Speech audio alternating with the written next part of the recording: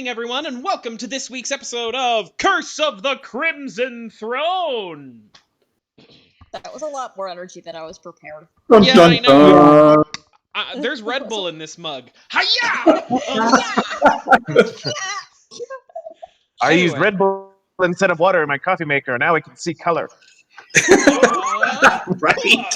You can see color? Yeah. And smell it too if you're lucky. I hope so. So much caffeine, it cured my color blindness. Anyway. Anyway. We're having a good time. We're having a good time tonight. Okay. We're all friends. So. Let's go. So, hello everyone for all of our returning viewers. Thank you for coming back. For all of our new viewers, I'm your game master Dave, and our cast, well, we'll just we'll take it from the top. So, alphabetically, I believe that begins us with Andrew. Introduce yourself, please. So my name is Andrew. I play the ever-loving and unstoppable Brik. He is the large boy of the group, and but he has a heart of gold, that's for sure. Very good. Yeah, I'm an idiot. Adriel, you want to go next? Yeah. My name's Adriel. I'm a regular here, and I play Mouse Girl, the animal companion of the party, Valros Lucyne. Hey, everybody in quarantine. Everybody in quarantine. Yeah, we practice social distancing here. We are not here to spread a plague. I think we just had a secret crossover with another stream. We might have. Wash your hands. Cover your. Wear a fucking mask. That's all I have. Tell other people to leave you alone because you're gay. Me alone, I'm gay. That's what I do. I Wait, do that a lot. It works in North Idaho. Some places that doesn't work very well. Fair enough. In Missoula, they just follow you around more. Anyway, and Jen. So I'm Jen, and I'm going to be playing Zyph'eria as usual, and I am the cleric of Desna, and I'm here to help or steal everything you've got, loose. We'll see how it works That's out. not mutually. We'll decide in the car. Right? We'll decide in the car. And then we are getting to let's get to our guests. So let's go with Dean, if you'd like to introduce yourself and your character. Yeah, I'm Dean. I'm playing Baken, who has now become a brewer. So basically, he's the supplier of liquids to the group, and also tends to hit things because that's fun. And he's much smarter than he looks. I don't know if anyone here has seen Harmon Quest, but I'm straight up gonna steal the boots of Mad Hops from that, and I'm gonna make sure that Baken gets them. That'll be awesome. Next. Yeah, you mentioned that in a post at one point. Good. Yeah. Okay, and then our next recurring guest now, Meg, if you would introduce yourself and your character. Hi, I'm Meg, and I play Finnian, Riverdale. He is the dumb but well-intentioned eldritch scion of the group. And his shtick is asking really obvious questions and just generally kind of being irritating to those around him. Nice. And I'm sorry if you can hear my dog whining in the background. It was steak night and he didn't get any, and so he's about to call animal control services and have us all put away for animal abuse. I see. And our brand new character played by other Dave. Would you like to introduce yourself and your character? Yes, I'm David number 2, and I am playing the character Lucian, who is a former Hell Knight Armiger turned general neighborhood good guy in the shingles of Korvosa. So using his training for good and learning the ways of chaos. Hell yeah, hell yeah. We're all about chaos in this group, I feel. Or we're getting there. It's for the people. It's That's right. It's for good. It's for Hell yeah. It's chaos for good. I would also like to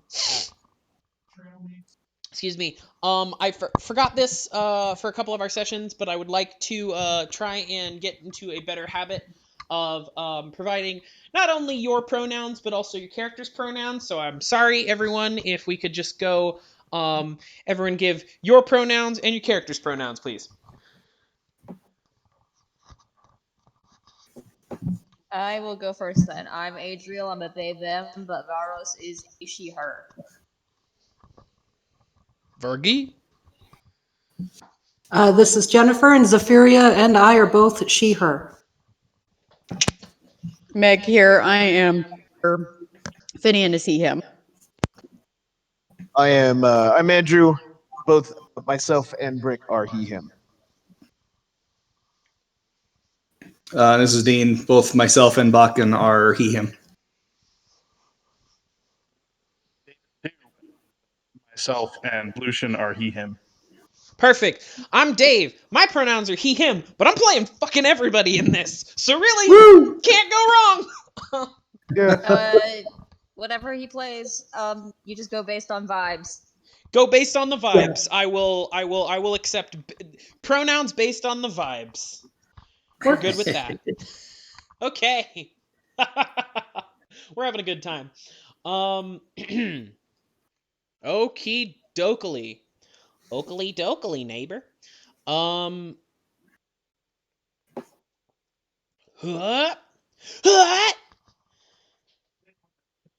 So we're gonna start.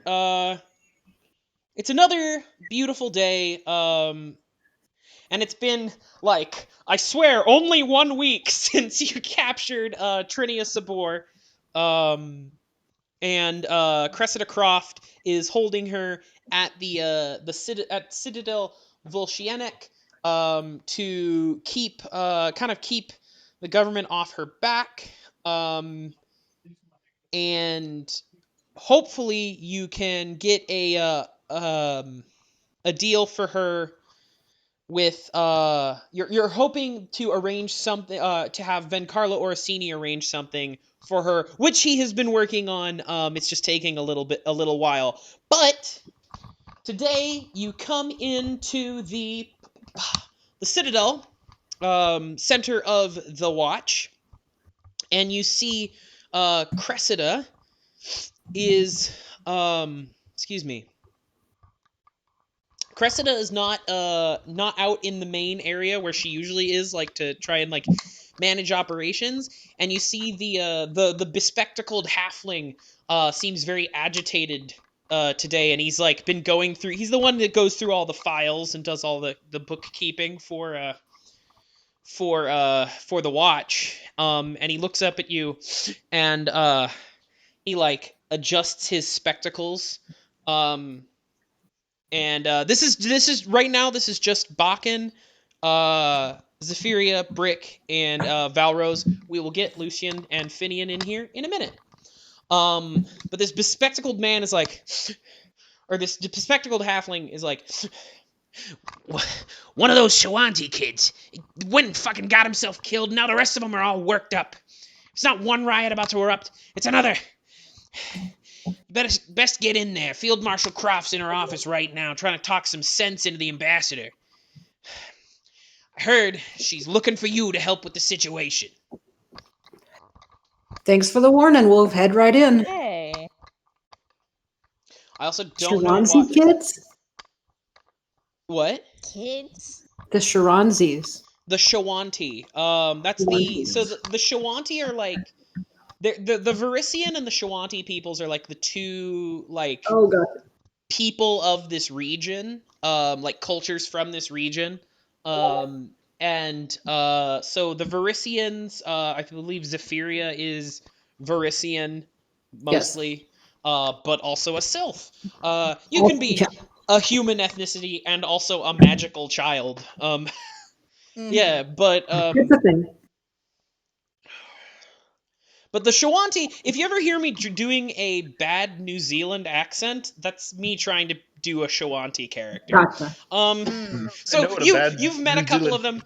In fact, Crikey. Cressida is half Shawanti, which we established in the Christmas episode, but kind of softly established. So Before we head in, I'm gonna ruffle this halfling's hair and be like, "Oh, don't worry, we'll take care of him right now."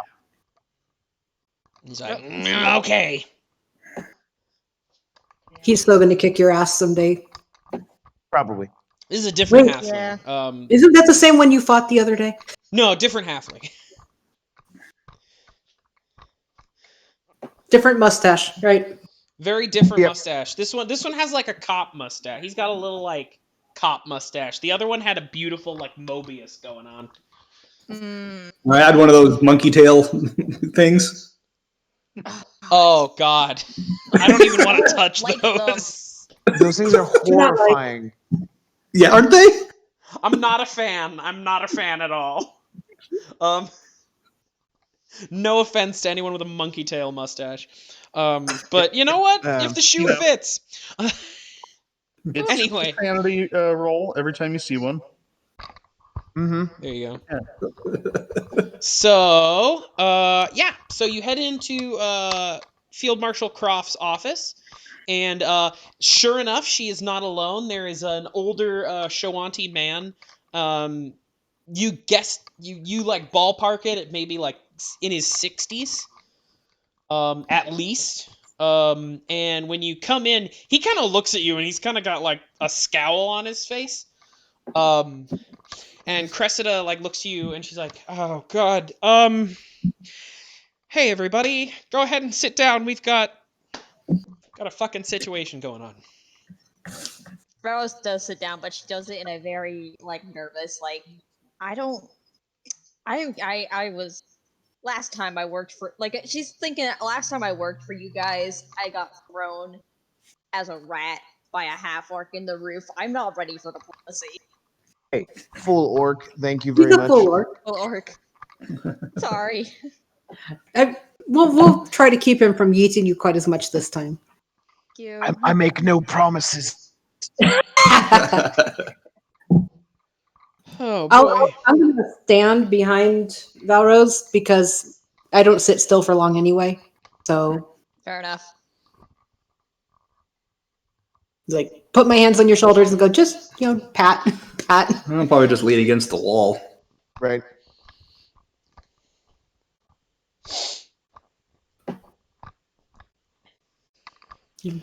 So yeah, she sits you down and she's like, "So, a couple days ago, a Shawanti kid named Baken, he was killed by street violence in up the Upper Midlands near the Heights, and we believe this was a we believe it was a racism attack, because that's who kills people in street violence. Nothing for it, but or at least, sorry, that was a wrong phrase. Bad on me. But yeah, we believe that's what happened. We don't know who's responsible. Hopefully we can catch them eventually, but that's not. And with that, this older guy, he kind of like holds out a hand, or he's like, "Right, here's the deal. My people have worked hard to understand those who dwell in Korvosa, but every day we're seeing new examples of how this city's people work just as hard to foster old hatreds. My grandson's dead. Been beaten to death by cowards in your city streets. I don't blame you. I don't blame Field Marshal Kroft. I don't blame you. But Baken is still dead, and my son and his kin are not going to be as forgiving as I am. They wish to return to the Squan Quay in the Cinderlands to join with the Sklarque and rally to war against Korvosa. This would be bad for both our people. Yeah. Agreed. Yeah. Korvosa doesn't need another war right now, and it is a terrible thing that your grandson was killed. Amends must be made. Mhm. Our ways are not as yours. If a body's not going whole to the fires of its ancestors, smoke of your spirit cannot rise to the great sky. Now, if I could send Gaken's body to the sky with honor and dignity, his father and brothers would listen to me and stay their wrath. Talks of peace between my peoples and your peoples could continue. But Gaken was not just murdered. His body was taken from the scene of his death before it could be retrieved, sold by a peddler of corpses to some necromancer named Rolf. And he kind of like, you hear like he's wearing a shirt made of like all sorts of different types of bones. And they all start like rattling at him, and he kind of like listens to these rattling bones. It's like Rolf Lamb. Now, my understanding, and they rattle again. He like listens. He's like, okay, yeah, okay. Now, my understanding is that he's a criminal to both our peoples. Now, I've spoken with the Thousand Bones, and they have revealed to me that Gaken's body has been taken to a place below the graveyard. I did a little bit of divination, and my understanding is it is called the Dead Warrens. Now, with this knowledge, I could lead a group of Shawanti warriors into your graveyard to retrieve Gaken's body. But if a Shawanti ambassador were to lead a whole bunch of warriors into the middle of the city, of the southern district of the city, it'd be seen as an act of aggression. So it's going to fall to you, and he actually points to Cressida Kroft with this, it's going to fall to you to make amends for what has been done. You got to get me Gaken's body, or we'll be forced to recover him ourselves. And it pains my heart to say it, but we will not be gentle if it comes to this. Is that understood? Understood. Understood Valros' quite well. little claws, little rat claws. You can kind of see they're digging deeper and deeper into her pant leg as he talks about necromancy. She is very offended by people fucking up burial rites. Anyway, I will leave this for you to deal with, and I will be seeing you soon. And he like stands up. He's got like a big, nice, big gnarled cane that he's propped up on. And as he stands up, his whole like, you notice that like what looked like armor is actually just his whole like shirt and vest and all that is made up of bones, and they all like rattle as he stands. They're all like clacking together as he stands up. And he kind of nods curtly to Cressida Kroft, and he limps out the room. And he you actually see him. He stops with the bookkeeper, and he like signs like some sort of paper, probably giving like an address or something. And he begins to head out. And around this time, Lucian, I think this is about the time you reach the Citadel to report to the Watch about your thing. I come into the halfling and get the situation of the Cressida Croft's in a meeting. Yeah, Cressida Kroft's in a meeting. However, he has you sit outside her office, and conveniently the door was left open, so unless anyone from the party closes the door, you can listen in. And possibly storm in if you need to. And then Meg, what's Finnian doing today? Sorry, Mike was having issues with my mic. Finnian is he's kind of looking around. He's very fidgety, so he's not gonna really stay in one place too long. He's kind of sticking close to this group because he's new to the area and he's found these people and just kind of figured look like they know what they're doing. So he's kind of sticking close, but he's wandering a little bit, just kind of listening around. He's loitering at the He's loitering. at the Citadel. Yeah, he's loitering in various places. Very good. He's just a scrappy street youth. Anyway, let's go back to inside Cressida's office. So I'll allow Finnian. You can overhear what's going on here. And obviously Lucian, you can overhear what's going on here. And we'll get to if you want to interject. So this dude just left, and he gave you some information, and Cressida's she's rubbing her temples. She's just like, oh boy. First month is the field marshal. Huh. Well, if you survived the first month, then you've walked through fire. I've done that. Kind of hurts a little bit. Well, that remains to be seen, but It smells bad. You guys, is you guys an acceptable collective term for your little party? Yes? Sure, yeah. Perfect. You guys have been a great help. Thank you.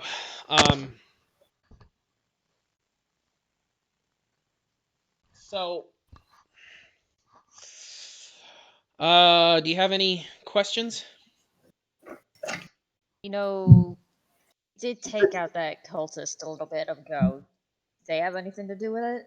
They would know anything about where they're planning to take this body, the sellers are, who they're selling to? I had a talk with our good buddy Scrotus, and it does not appear that the cult of Grotus has anything to do with this. Well, that's a plus anyway. It's a plus, but that makes it a little bit more difficult. There's more than one group that practices necromancy. Well, the cult of Grotus doesn't really practice necromancy. They're just more into But they do like that. entropy of the universe. Yeah.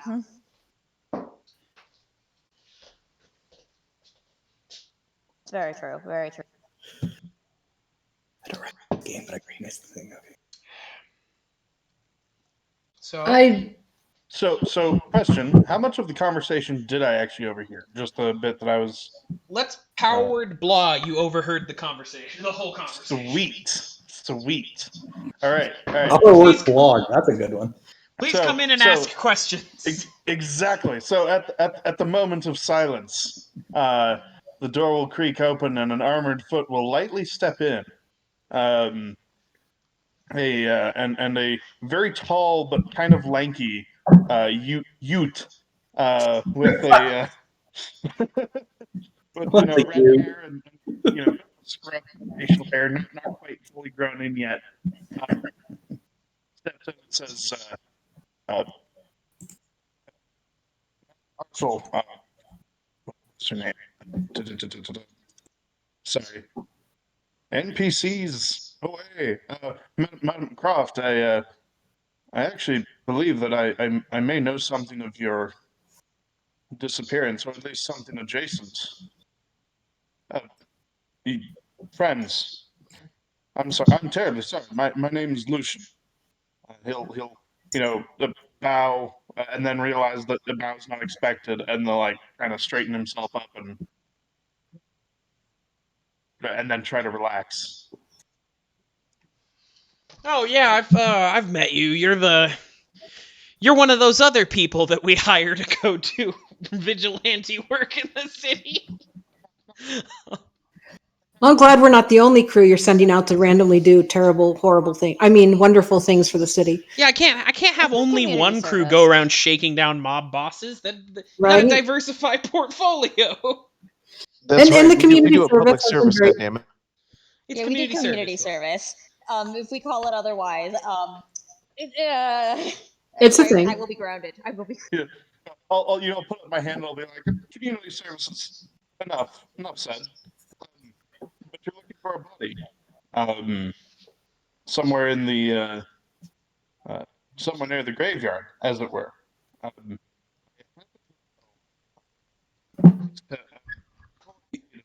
Did you? So you're looking for someone near the graveyard as well? There's been some disappearances. Oh I've been shit. meaning to bring to your attention. Um, okay, so out of character, question to the GM. Do I know who this Bellflower is? So it's like this person's like a halfling that you've met multiple times, but they insist on only being called the name Bellflower and not Okay, so actually by they're like like an underworld contact. yeah, they're like an underworld contact sort of person who and every time they say like for you to call them Bellflower, they kind of like smile at themselves like they think they're really in on a really cheeky fucking joke. Um Well, because they are. It's just only funny to them. yeah, it's just very funny to them and theoretically not something that your character would know about that. Exactly. So I'll say, um, I don't suppose you've met Bellflower, but he or she, They. they, Bellflower um, has had several of their operatives go missing, searching for a river ghost, um, and it appears the last drunken operative, he'll roll his eyes, was last seen closest to the Korvosan graveyard near the southern district. Huh. Perhaps your entry to the underbelly is there. So all roads are leading back to the gray. Well, let's go over what we know. He mentioned how let's see, what did he bring up for us here? As long as it wasn't lunch. Indeed. Anyway. So he mentioned how he knows who the body was sold to. A guy named Rolf Lamb. Anyone? Nobody? Nobody. Lamb. Fucking lamb. Another Yeah. fucking lamb? I'm like, I don't personally know the lamb, but you guys The do. guy. Sorry, I was getting tea. That fucker procreated. Son or brother? Yeah, Rolf Lamb, I haven't heard from him in a while. He was an academy student. I really fucking hate that guy. That was actually one of the first things I did as a excuse me. One of the very first things I was involved in as a City Watch member was busting that guy because he had been murdering vagrants and stray animals and stuff to build some sort of construct from their parts. So the Academy, we gathered the file, and the Academy, instead of pressing charges on him, they just quietly expelled him. And every once in a while, he kind of pops up. I think he's been responsible for a large number of murders over the last decade because he always mutilates the shit out of the bodies. Since I've not really been able to find specific evidence against him, yeah. So we think he's living down underneath the graveyard in the Deep Warrens, something The like Dead that? Warrens, Dead yeah. Warrens. Well, Valros, you would know about in the Should Gray District. It's riddled with those underground chambers burrowed by like ghouls, and some of them are remnants of like Yeah. old burial grounds. because Really, maybe we had poor urban planning and just built over other stuff and should have thought about that. I really just keep people from. I just keep things from coming out of it. Yeah. Should I roll knowledge local? Yeah, you can roll knowledge local. Trying to remember what I know about this. That's a 19. Okay, a 19, perfect. So you know that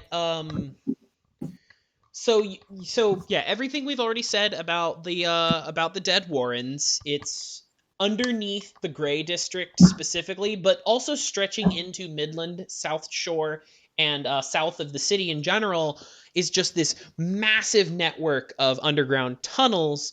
Many of them seem to be have been dug a very long time ago. In fact, you know that a number of them are old Shoanti burial grounds, but a lot of them were also expanded by a really big hive of ghouls that had lived under the city for a very long time and were finally wiped out by Kapira de Bear about 30 years ago when she was in her 20s.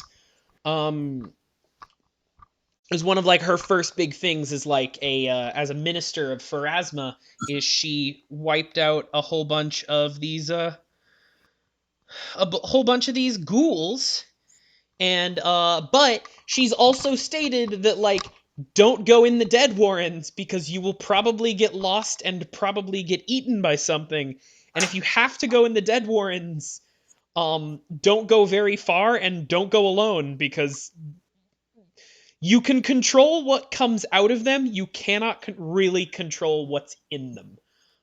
Yeah. You would need a proper army.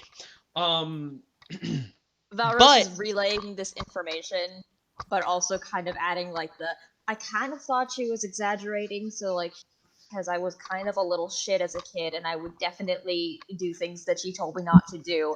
But she definitely tried to scare me, and now I'm starting to think that this was definitely all 100% real.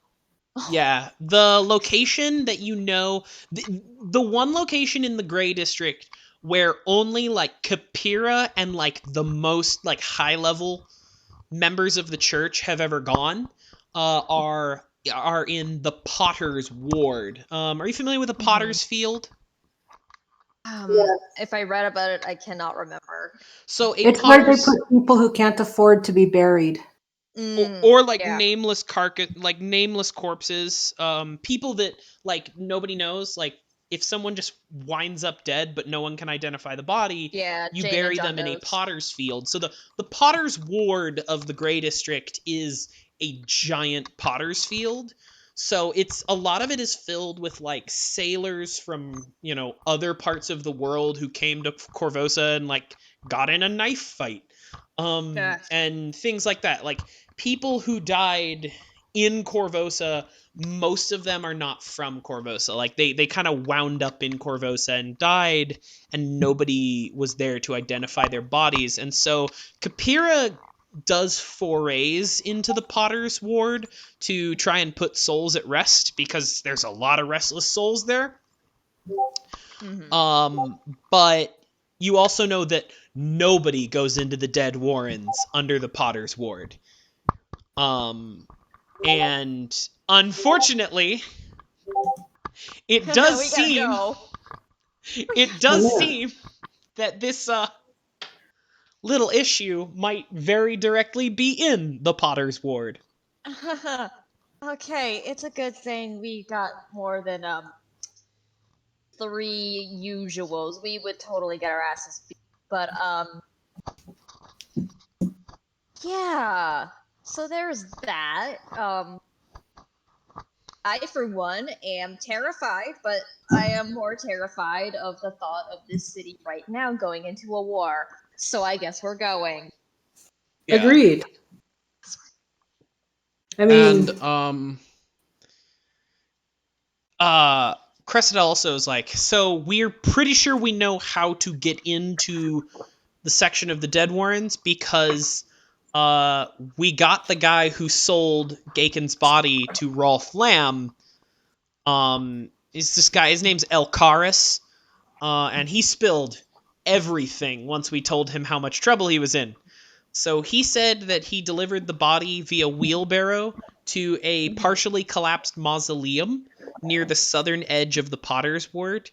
There's a toppled and headless statue of a sword-wielding gargoyle laying in the dirt near the mausoleum's entrance. So, hopefully, that's where the best place to start the search would be. I'm a little hesitant, but I might be able to convince the bishop for any advice or any help she might be able to give about the dead warrants. I mean, she would be the last person who really cleaned them out, so... Yeah. Yeah. She could, if she knows any other exits or entrances that it might not be aware of, it would be her. True. Or any particularly useful tips about what's going in there, going on down there. I mean, it makes sense to ask her. It's not like we're going to be that far away from the cathedral anyway. Yeah. Another way in is good too, because it might not be being watched. Yeah, that's true too. If any of us. Let's go in the back way and make Dave have to do the dungeon backwards from the worst to the best. Yeah. Hey, I've got plans. After all the worlds meet, I've got plans, baby. I've got contingencies upon contingencies, baby. He knows us too well. Fear. I'm gonna make this work. Definitely. So I say we blow a big hole in the roof and. Let's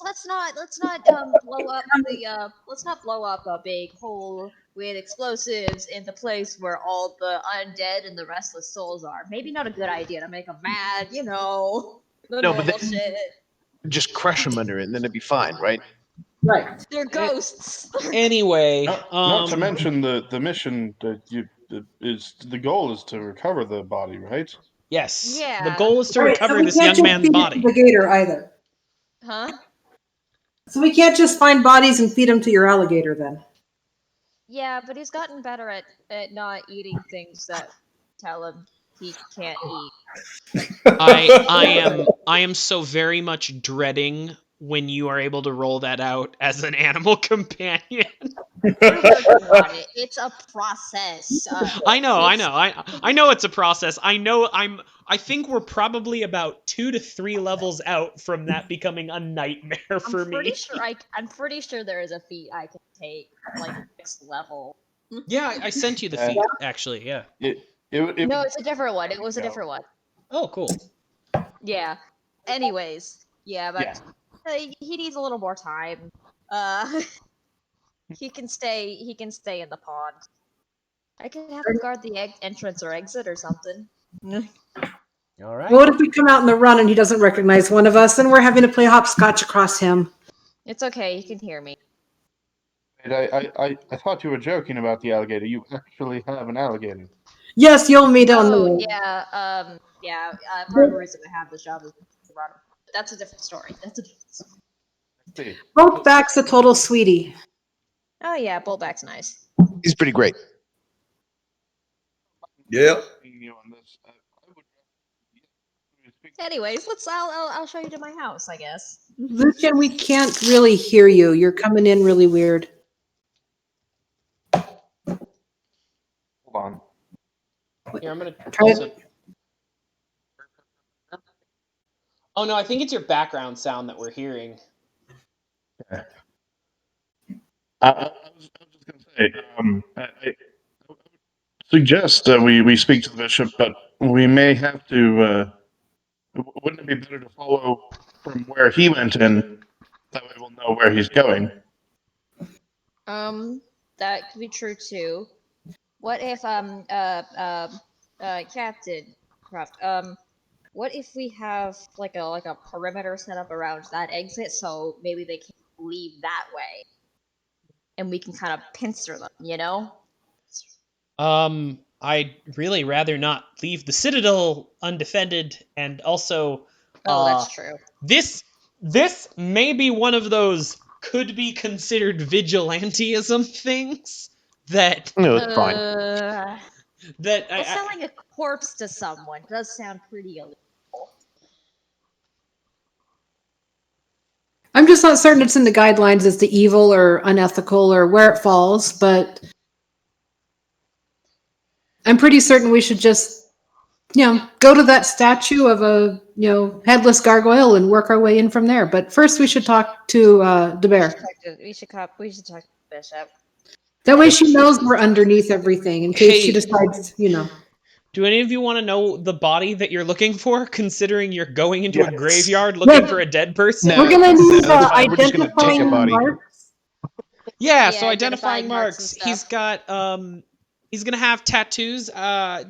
Thousand Bones told me he's got tattoos on his arms and legs. He's got like brown hair, and he's got a on his face and on his like around his clavicle, he's got scarring from a fire pelt cougar attack. It's a type of big cat that lives in the oak savanna. Yeah, no, fire pelt cats are cool. Anyway, Anyways. Tatted up arms and legs, brown hair, face and clavicle, big scratches. Got it. Yep. Yep. And of course, since you're doing this kind of under the radar, there's going to be pay in it, so we'll Cool. make sure. you guys get paid? No. In a way. I can do 1,000 each for everybody. Okay. Sounds good. Yeah. Mhm. That'll help. Good. Mm-hmm. It's not terrible. Yes, of course. I'm assuming I'm welcome in this venture. Sure, The we'll more need all the the help we can merrier. get. We need all the help we got. I think the more the merrier, and I look out the door. Is there anybody else? Yeah, there seemed to be a youth outside that was. Finnian kind of pokes his head in and Oh shit, looks you? interested all of a sudden. How long have you been there? Jesus, kid. Oh, I was just, listening. And if you need help, I wouldn't mind coming along. I told you before, if you follow us, sometimes we're lost. We don't know where we're going. At Well, least that's for all right. me. I'm sure I'll find something of interest along the way. Okay, yeah. Okay. You got a weapon. You know how to. Yes. Yeah, you stab. Yeah. Okay, good. He takes out a pair of shears and holds them up. Okay, that'll work. Anyways, let's go to my house. We'll make sure we're all geared up there. Well, we could talk to the bear. Yeah, Okay. I think that's a good plan. Time to go to the dead warrens. And I'm going to look at Cressida and say, wish us luck. Luck! Thank you. Every little bit counts. Of course.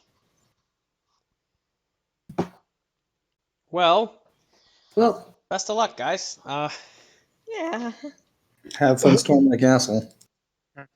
Bye, boys.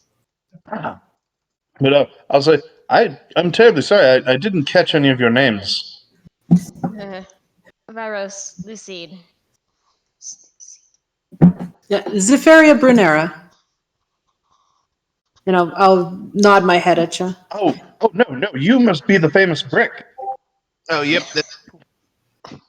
I've heard all about you. Oh, I'm famous. Well, there was that one time, That's true. There was that one time. Right. I don't know what one time that was.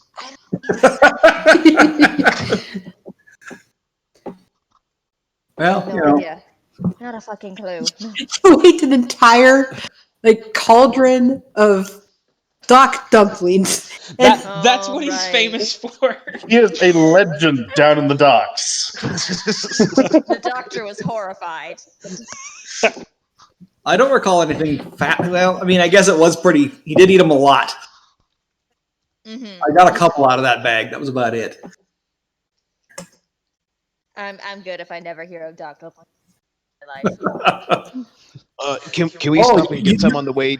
You know. Have you tried my new brew? It's based on Doc Luck dumplings. It's pretty tasty.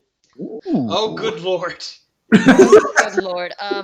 It's got a little bit of something to it. It's got a lot of something to it. If you eat them, you cannot go into my shack. I do not want that stench in my house. Is this all on the way there? Just while we're This is all on the way there. Look, fermented Doc dumpling. no. Well, on the plus side, we won't need vermin repellent. Yeah. Fair enough. Ugh. Speaking of that, I will make sure that we have enough for everyone. Yeah, We need the fantasy Pepto-Bismol for Valros. Yeah. I'm sure I brought along a couple of dumpling drafts and maybe some of the late night loggers. Hell yeah. He drinks a whiskey drink. He drinks a cider drink. He drinks a lager drink. You don't drink the water here. It hasn't been that cleaned. He sings the songs that remind him of the good times. Correct. Drink the water here. It hasn't been that cleaned. He sings the songs that remind him of the good times. Correct. I think, was that Finnian talking? I couldn't hear. Yes. Can you hear me? Yes. Yeah. Is my mic working? Now Yes, it is. Everything's working Okay, just cool. fine. I think it was too far away from my face. Sorry. Mm-hmm. We'll give you the down low on what we're doing on the walk. All right. So you get to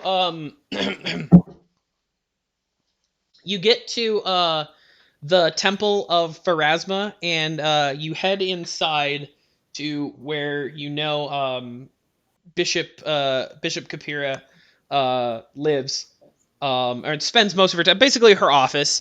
And you notice there's a big sign on the front door that says sorry. I've stepped out to go to a friend's wedding in Riddleport. Catch you later. -K. Well, Yo, dude, smell you later. Okay. That's quite the journey. she'll be gone for a while, I think, it seems. Jesus. Admittedly, she is like an 18th level cleric, so she might just be able to create a pocket dimension only to walk from Korvosa to Riddleport. Right. Sweet Pathfinder's a Pharasma. wild Okay. place. Sweet Pharasma. Of course she didn't put it on the group calendar. What the fuck? Well, not really a surprise. Yeah, you go to I like love her, the... but she is an old woman. Yeah. Anyways, okay. Looks like we're not going to be finding that. Not unless we want to scour a graveyard. We might as well just go through the entrance that we were told about. Makes sense.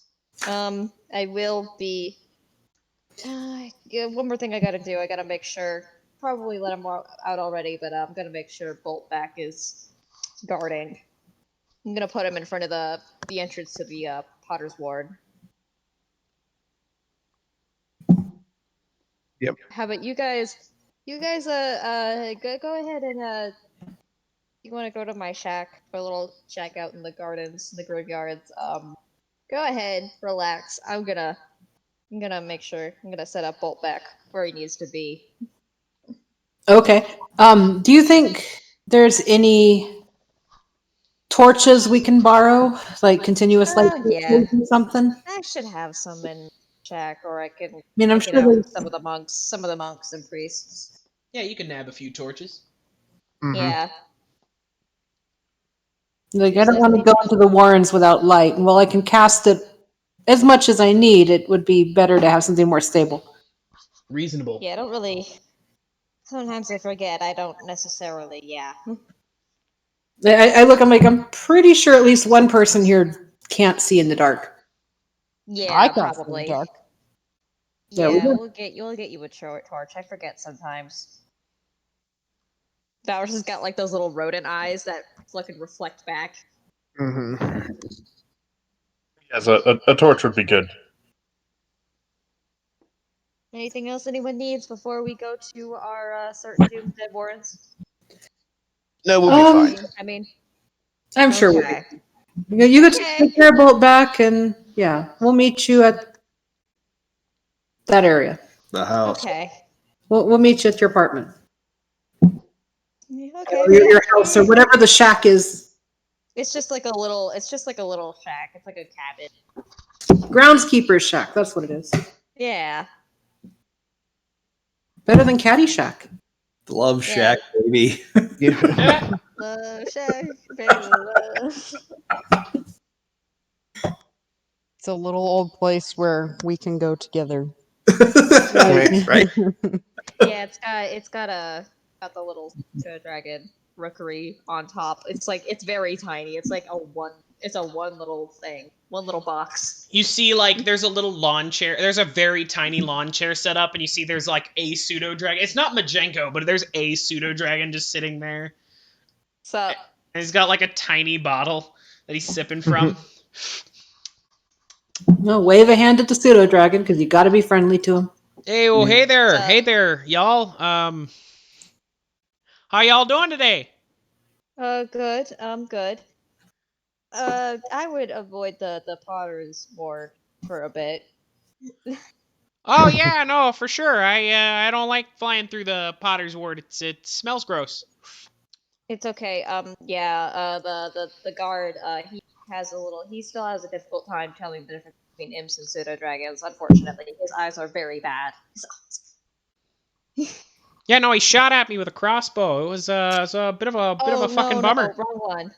Wrong one. I'll take care of that. I'm at the gator. Okay. Well, you know, I mean, he paid me back with this little bottle of Caden Walker Red. Is it a little tiny pseudo dragon sized bottle? Yeah, he just had like a pseudo dragon. You actually notice it's a flask, but he's holding it like it's a bottle because he's got tiny hands. I'm totally thinking of the concept of they come in pints when this guy someday finds out. Exactly.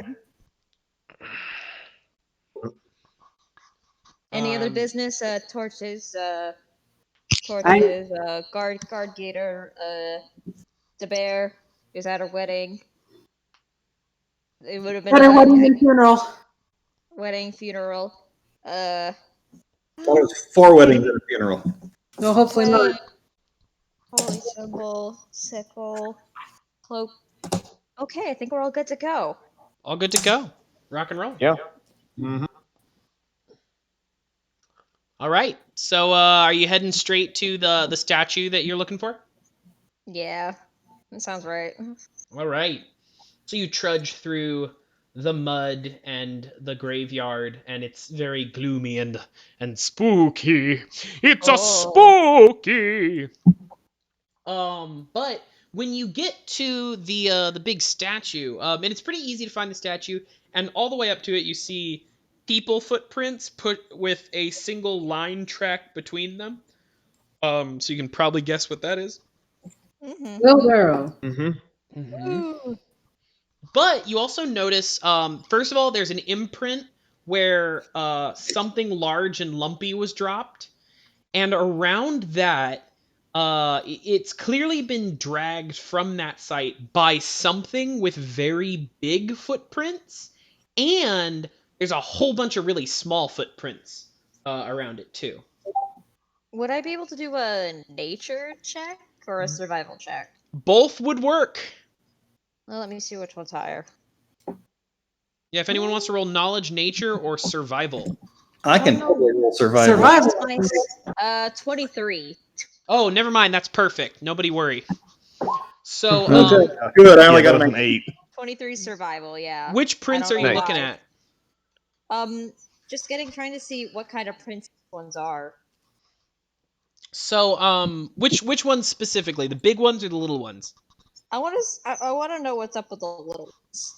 So these ones, you notice they have like kind of long, stretched out toes. They're mostly humanoid, but unlike like gnomes or halflings, they're of a similar size, like a gnome or a halfling's foot. But halflings have really like broad feet, and they're kind of flat-footed. And gnomes tend to have their feet have like a very almost like a dainty elegance to them. These feet, the toes are really splayed, and you notice that there appear to be some sort of claws on the end, and you're not entirely sure, but you believe you are looking at the footprints of a darrow. Can you say that spell that name out? Derro. Swell. Okay.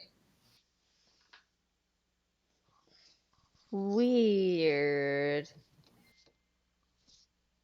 Huh. Okay, that's odd. Well, it makes sense why they're here. They have a vulnerability to sunlight. Huh. Okay. Proceeding with caution, I guess. Yep. I suppose. I mean, I don't know a lot about Darrow, but they can't be good. Not if they're Yeah, well, it looks like whoever they're working with, whoever sold this body is working with them in some capacity or another.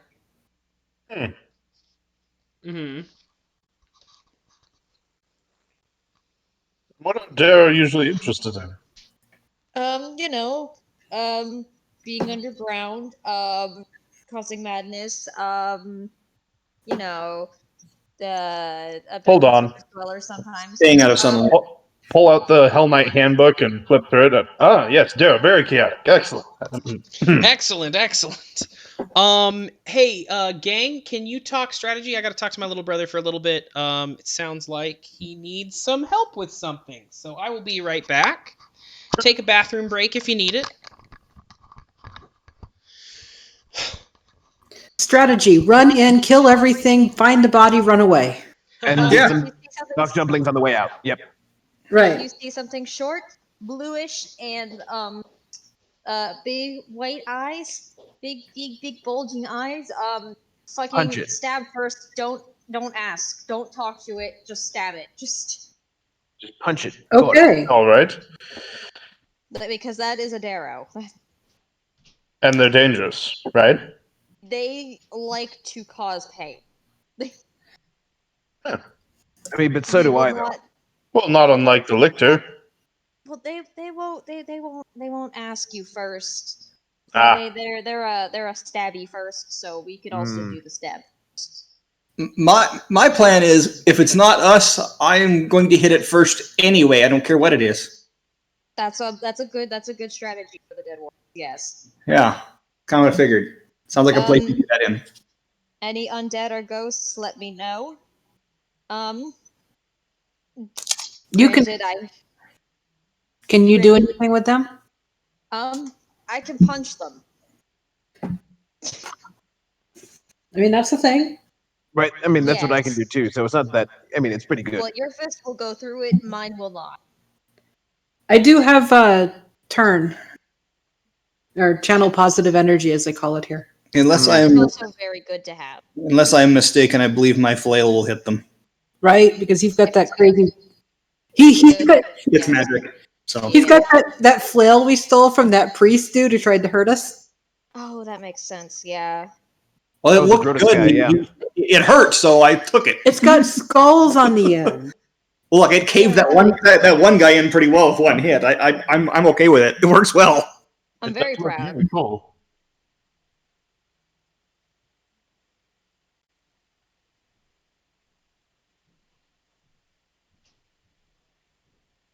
But unfortunately, if we were to run into any ghosts, I don't suppose I'd be of any use. I didn't catch most of that, but Mike was cutting out. Oh God, stupid Mike. Repeat? If we were to run into ghosts of the like, I don't believe I'd be much of any use. Yeah, leave the ghosts to me and our friend here with the flail. Yeah, one of us will get the ghost figured out, but If you can definitely work against anything physical that attacks us, that would be much appreciated. Any healing magics is also very good to have down. 2 potions. Should I go down? They're right here. I would save those potions for you. I was thinking more spells because healing spells, the undead do not like those. I'm not trained in spells. Fair enough. I'd not yet passed my my entry before I left. So.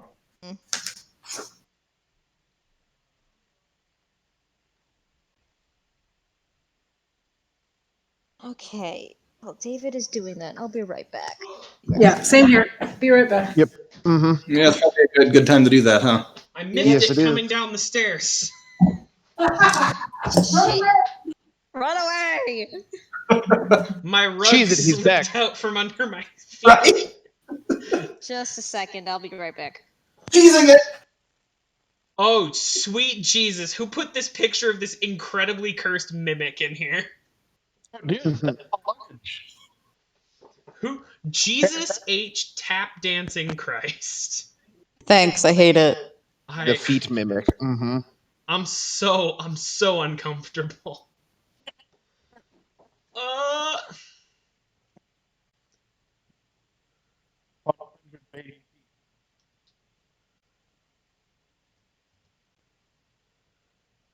My brother had some flight stuff going on, so I was helping him out with that. Oh no. It's all sorted now. So Yay. that's a good. It's a good thing, yeah. Oh wow, I have one watcher, and it's me. I'm watching myself. Okay, Meg, you'll get a kick out of this. There's another Dave the Barbarian. Did you fucking know that more than one person came up with that? That was gonna be my branding online. I'm so disappointed. Or You could be Dave the Nerdbarian. So Dave the Barbarian was going to be my branding for my NSFW and comedy shit. And then the Nerdy Naturalist was going to be my branding for my wholesome shit. Ah. And I'm very disappointed that I am in the situation that I'm in. I'm thinking of like other ones I can do. Yeah. I'm thinking of other ones I can do because I really like how Dave the Barbarian rolls off the tongue. And also Dave the Barbarian is a good television show, and I want to evoke that, but I can't now. I could do Dave the Bearbarian.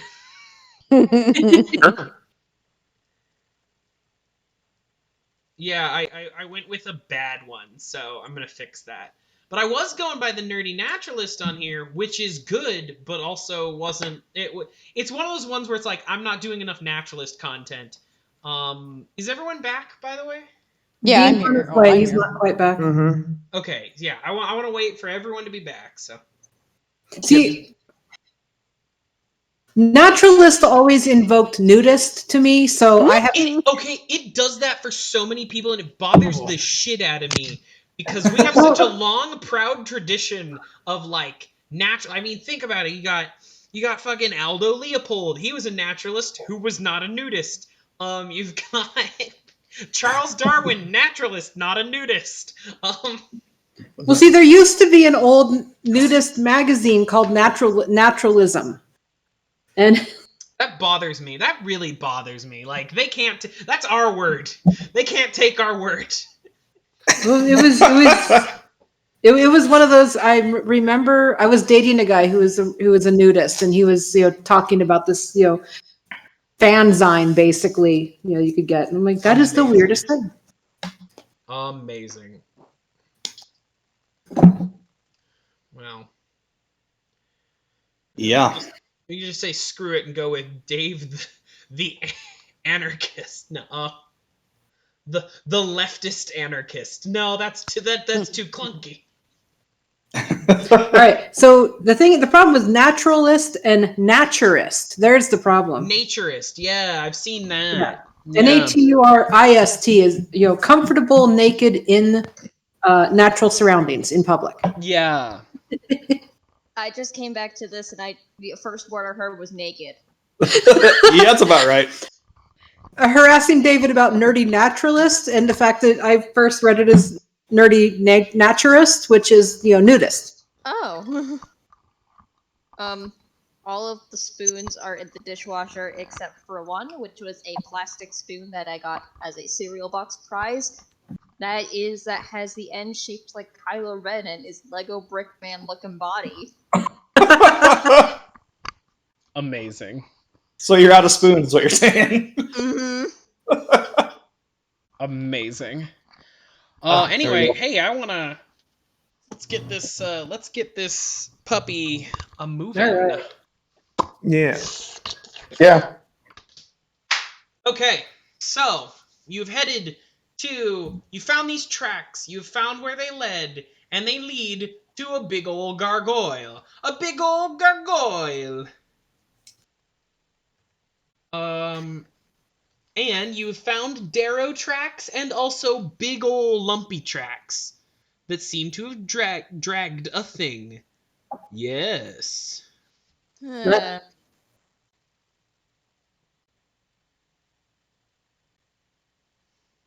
Yes. Well, Indeed. I light a torch because I'm assuming we're gonna need it.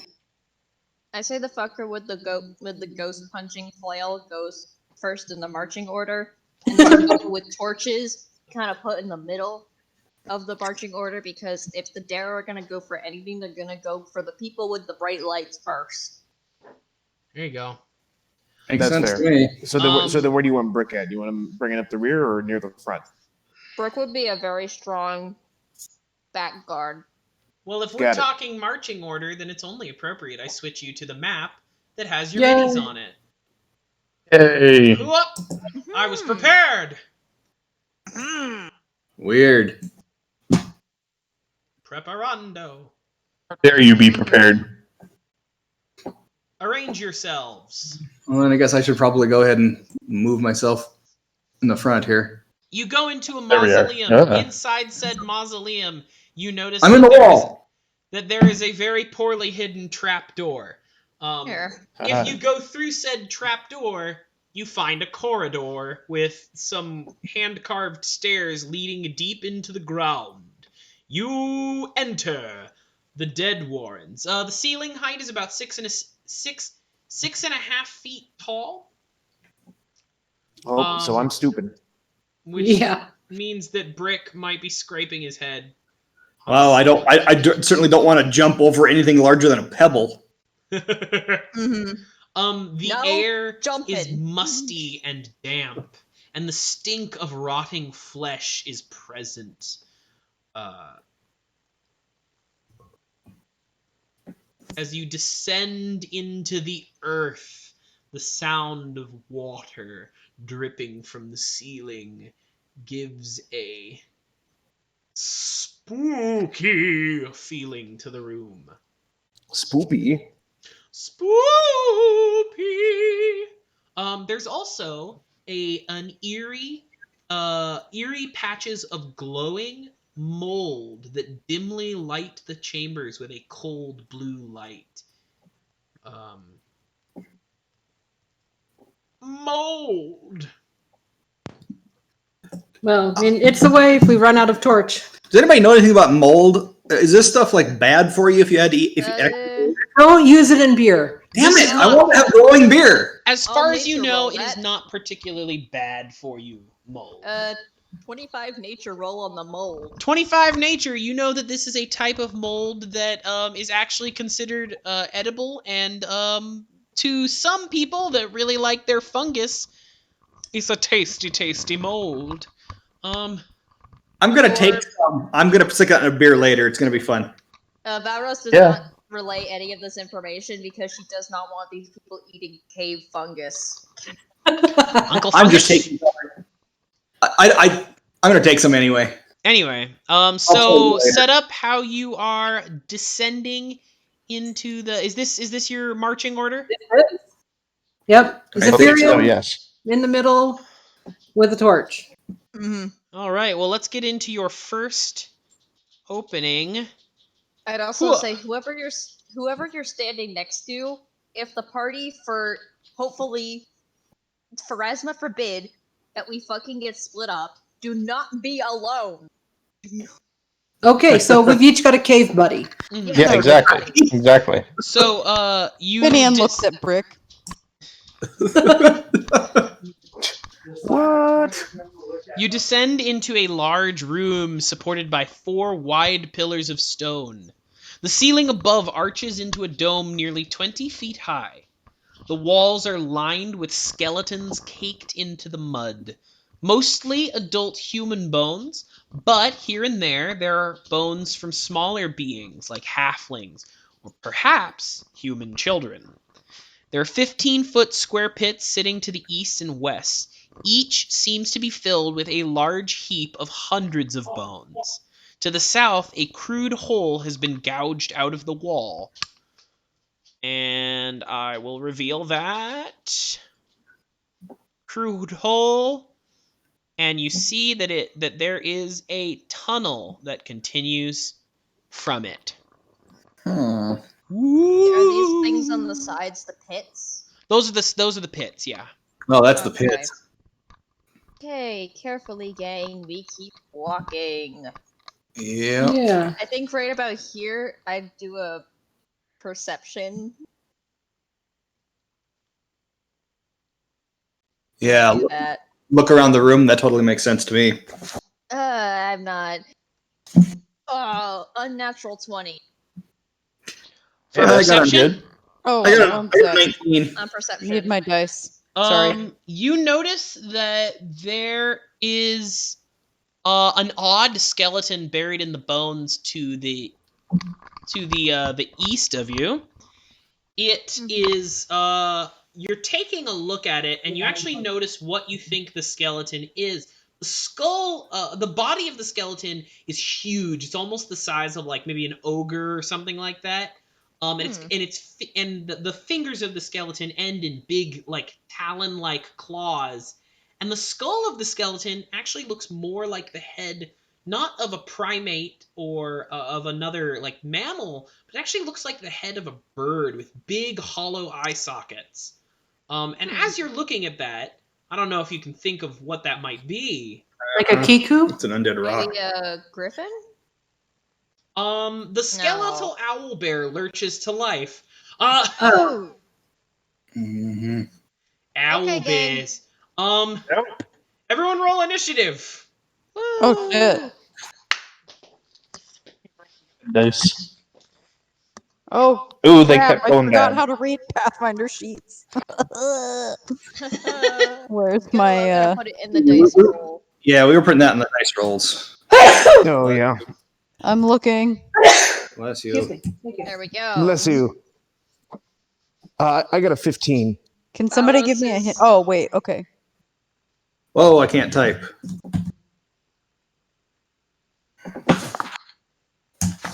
You also see in the west there are a bunch of skeletons, and to the east is this single big owlbear skeleton.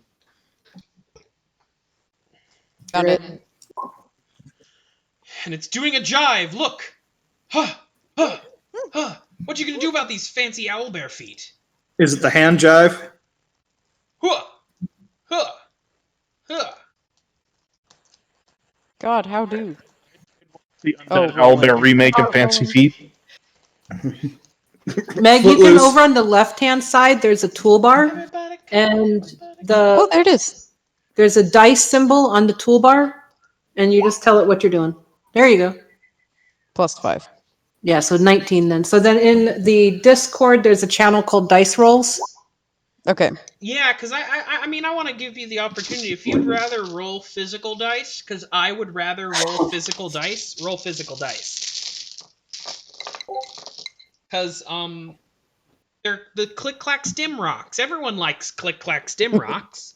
Right. Oh, that's a shit roll. What am I doing, man? Yeah, I Everyone bought loves shiny I math bought some rocks. new, I bought some new rocks the other day, actually.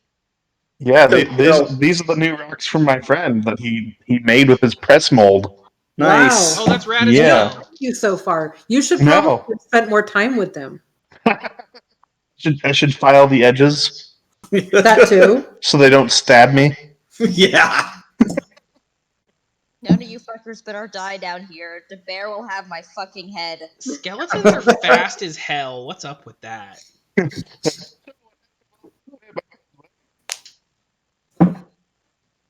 Trying not to die. Check. Okay. So, I got some Skelemans, and I got an owl bear. Love some owl bears. Anyway. So, let's get ourselves situated with initiatives. Rumble. Let's get ready to rumble! Valros has a 13. Zyph'eria has an 18. Man, everyone's moving so quick today, except for Lucian. It's okay. He's new. Yeah, exactly. I got to get used to the party before I start acting first. Yo, Meg, what's Finnian He's get? only 19. He's not really sure where he's at with this group. It's okay, kid. Yo, Meg, Exactly. what here. did Finnian get? 19. 19. Oh, damn. Finnian's like on just like greased lightning. He was just like perceiving. He was Jesus, ready. child. He was like, Yeah, this is a reminder that I need to take improved initiative. okay. Finnian, you will be leading off the pack. What does Finnian do? Seeing some skeletons. He is going to. You could even say there's a skeleton of them. Oh my god. Where's So Aaron? okay, I don't actually know a ton about spells. I have Arcane Strike. Is that going to be a good? That will make you better at hitting things. All right. It's. No, that's my feats. Where's my spells? Hang on.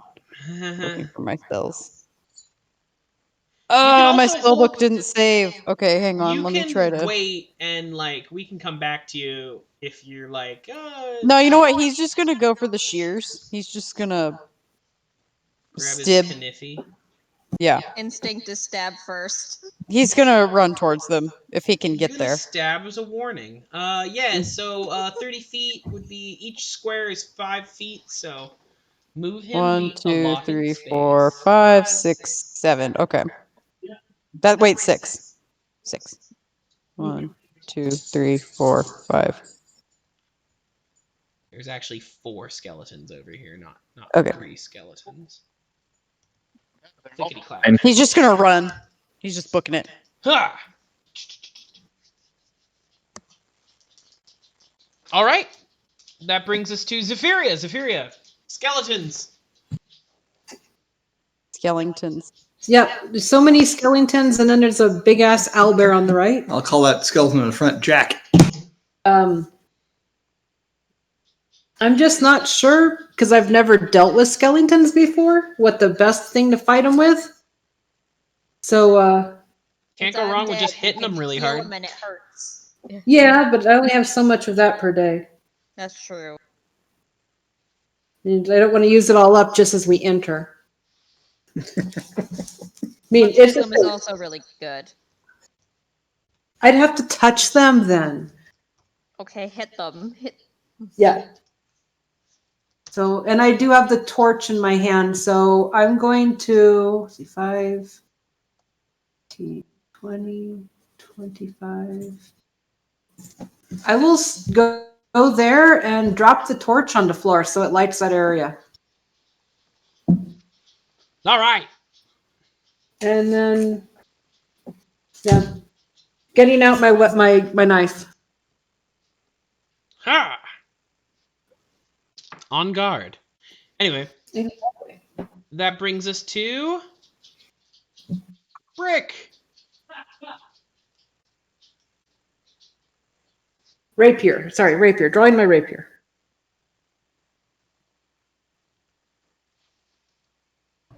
Oh, no, sorry. That brings us to Baken. Baken.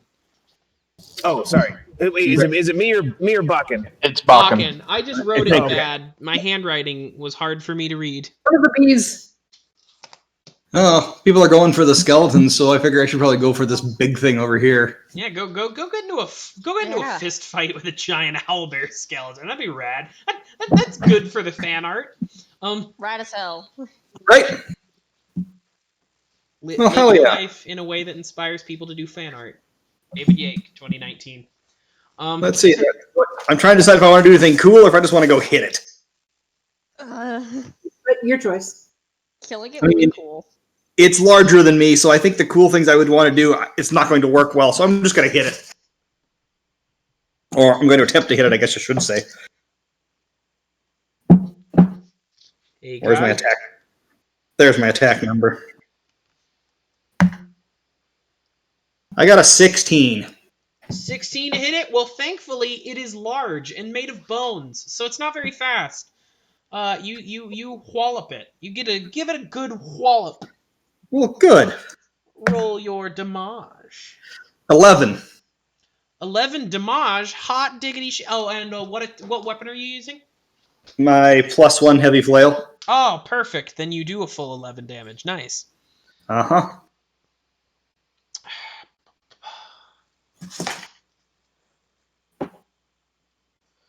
Alrighty. And that brings us now to... Now it's Brik. Now it's Brik. See, I wrote... Yay, me.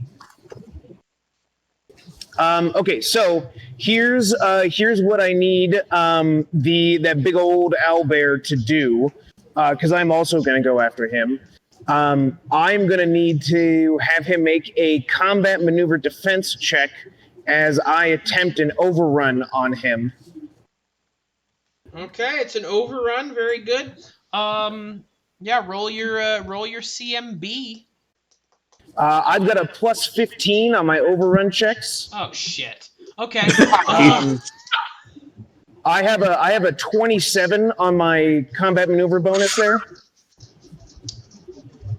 That'll do it. Okay, so he goes prone. So in addition to going prone, he is going to take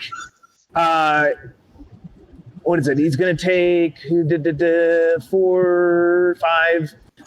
He is going to take 7 points of bludgeoning damage as I basically just trample over him. And then yeah, that's my move there. Yeah, so you just you come on and slam and welcome to the jam on this owlbear. Very good, very good. That brings us now to Valros. Did you move your character, Andrew? Yeah, move your token. I will when I get home. I am currently on the way home from the school right now. I will move. I will move Brik. Let us thank know you. what you think. I'm gonna help out my friend over here, Zyph'eria.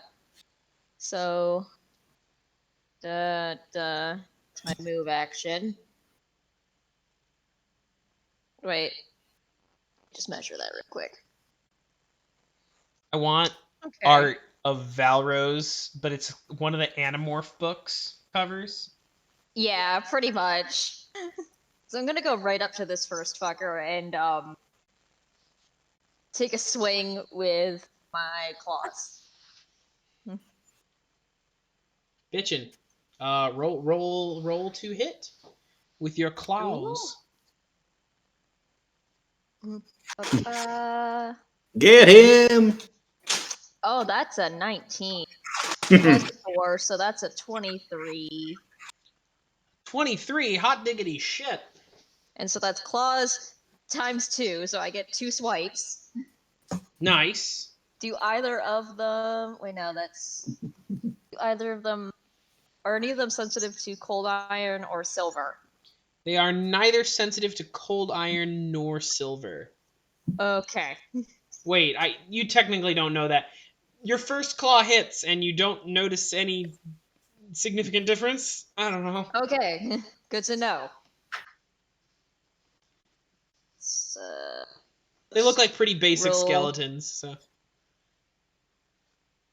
Just roll the... What kind of damage, like damage type, like bludgeoning, piercing, slashing, do your claws do? They do slashing. Okay. So that's a 6 and an 8. A 6 and an 8. On which one?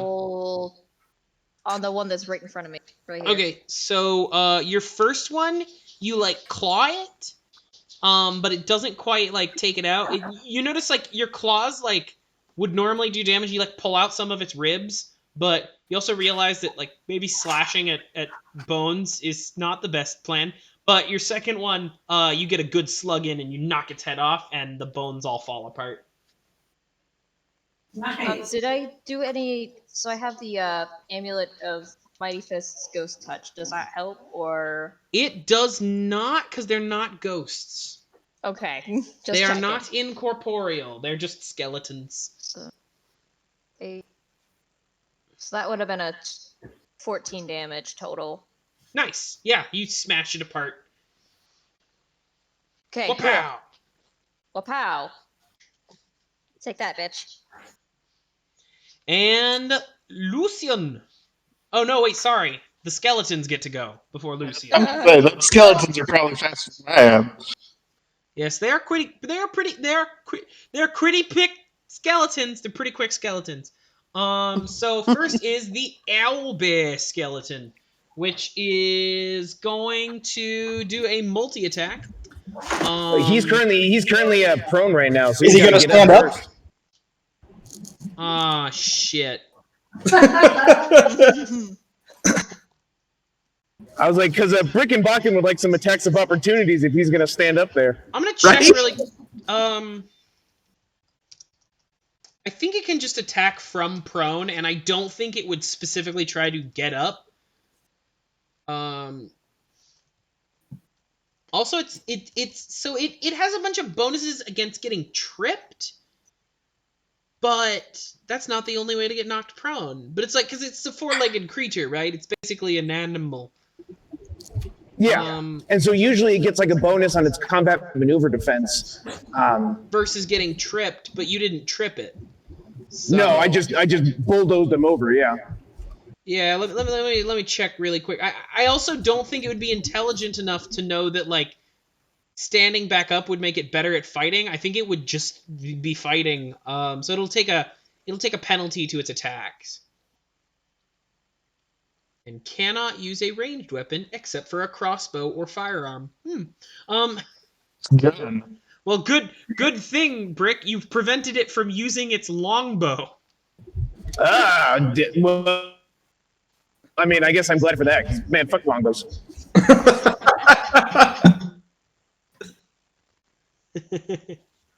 I mean, a penalty to attack and we get bonuses to attack. You know, I guess that's better than nothing.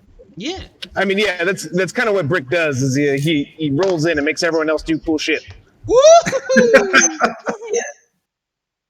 Okay, well, I'll let's take it. see if this hits. It might actually hit you, Brik. It's gonna attack you. That is a 21. Does a 21 hit Brik? A 20. Yes, 21 just barely hits. Okay, so that one, its second attack fails and its third attack fails, but it will bite you. It bites you. With its big skeleton beak. That is for 9 damage. Hey, that's fine. Takes a chonk out of you. Brik's got lots of health. And then over here in this other ossuary, where's my cursor? There it is. These other skeletons will move in to surround Valros. And it is teamwork time. Clickety clack, clickety clack, da da da da da. Now we're gonna claw. Above that, right? Oh wait, no, sorry. This one exploded. Boom! I smite thee. Right? Okay, so That's 2 17s and a 7. Do any of those hit? If it's a tie, who does it go to? Does it go to Attacker. Okay, the It's 2 17s hit. okay. So you get clawed up by some skelemans. Ouchies. For 5 damage and 4 damage. Okay. Claw, claw, claw, claw. Ow, ow, ow.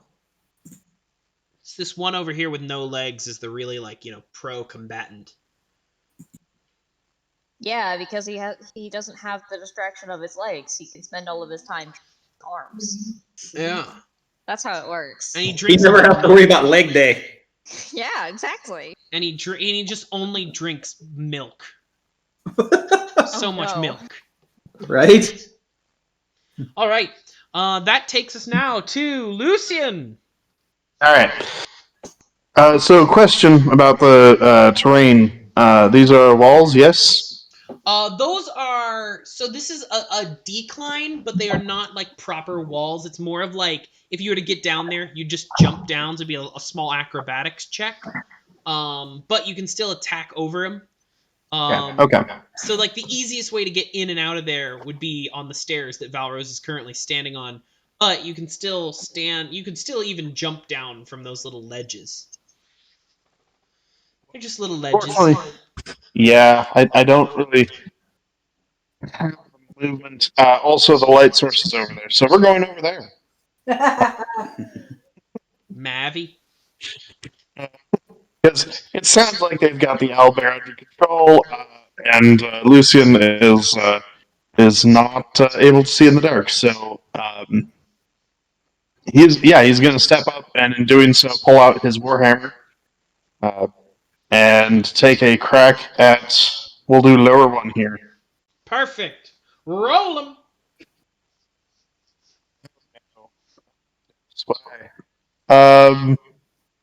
That is a total of, I think, 14. Let me double check.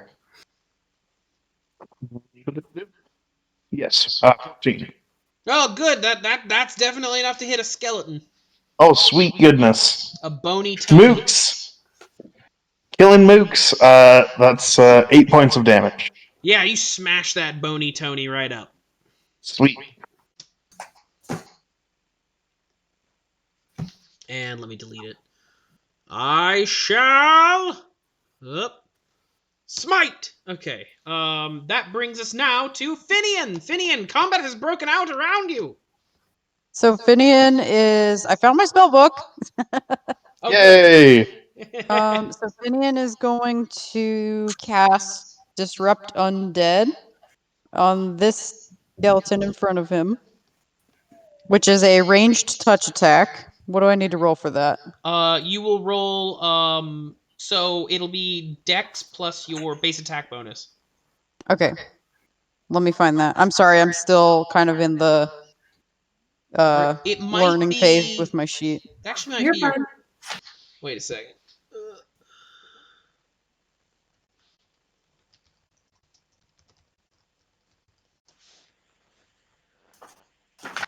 Here we go. How is a ranged touch spell attack calculated? It is your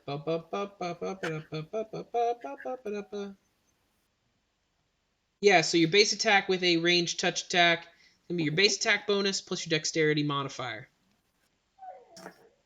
Cool. So base attack is 3. Dexterity modifier is 4. So 1d20 plus 4. Yes. All right. Thank you.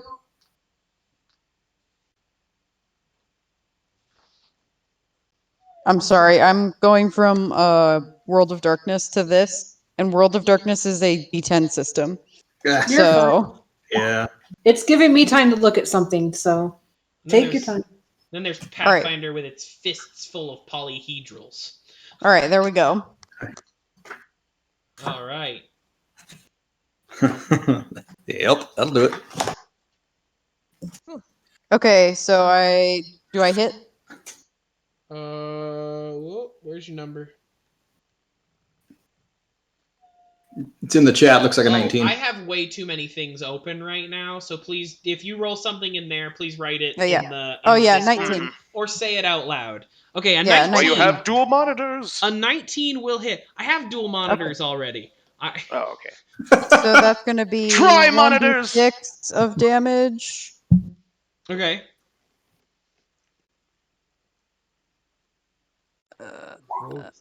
Oh. Ooh. Is it Wah, only wah. the 1d6 or is it the 1d6 plus like your charisma? It just says 1d6 of damage. Okay, then it's just the 2 damage. So, Finnian, you kind of look at this skeleton over here, and you like focus on, like maybe squint your eyes or something, and you notice like the skeleton kind of rumbles a little bit, and you see like 3 of its ribs just fall off. Nice. Actually, like one of its arms just straight up falls off. It's like dismantling right there. That brings us now to Zyph'eria. You disarmed him. All right. Boo! So I have no idea if this will work, but I'm going to attack with my rapier, and I think I get sneak attack on the one here because it's focused on Val. Only if you're properly flanking with someone at this point, because you're in the middle of combat. It's hard to get sneak attacks in the middle of combat. Yeah, I can't quite flank because I'd have to get down in there. So I'll just attack the sucker. Yeah, flanking would do it, but So I rolled a natural 1. Yay! Ooh.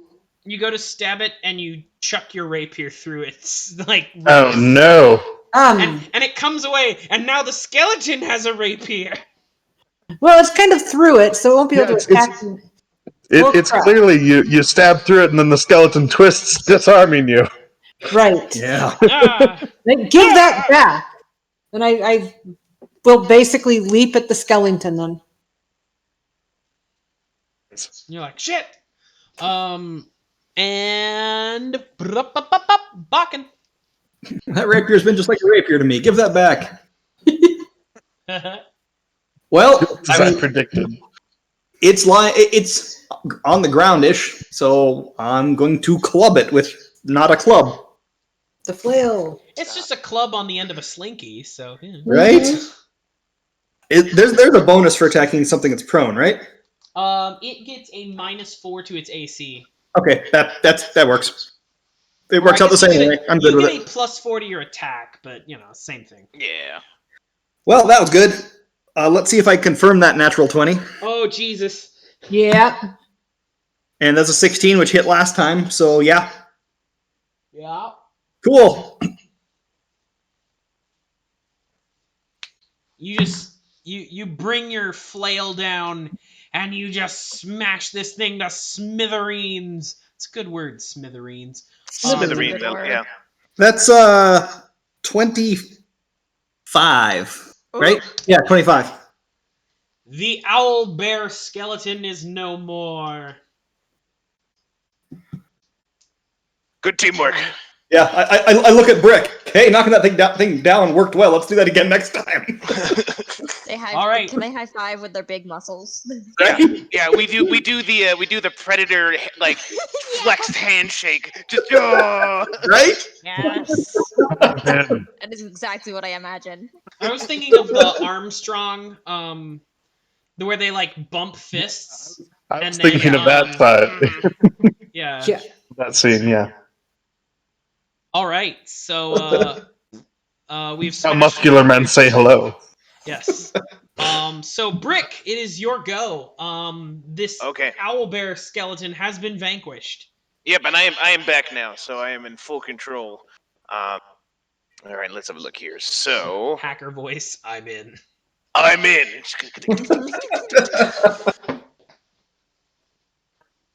Slack. Let's see here. How much space do I have? Not a lot. I'm unfortunately not going to be able to get over there completely. But I will just turn in 15, 20. Turn around and start making my way back over.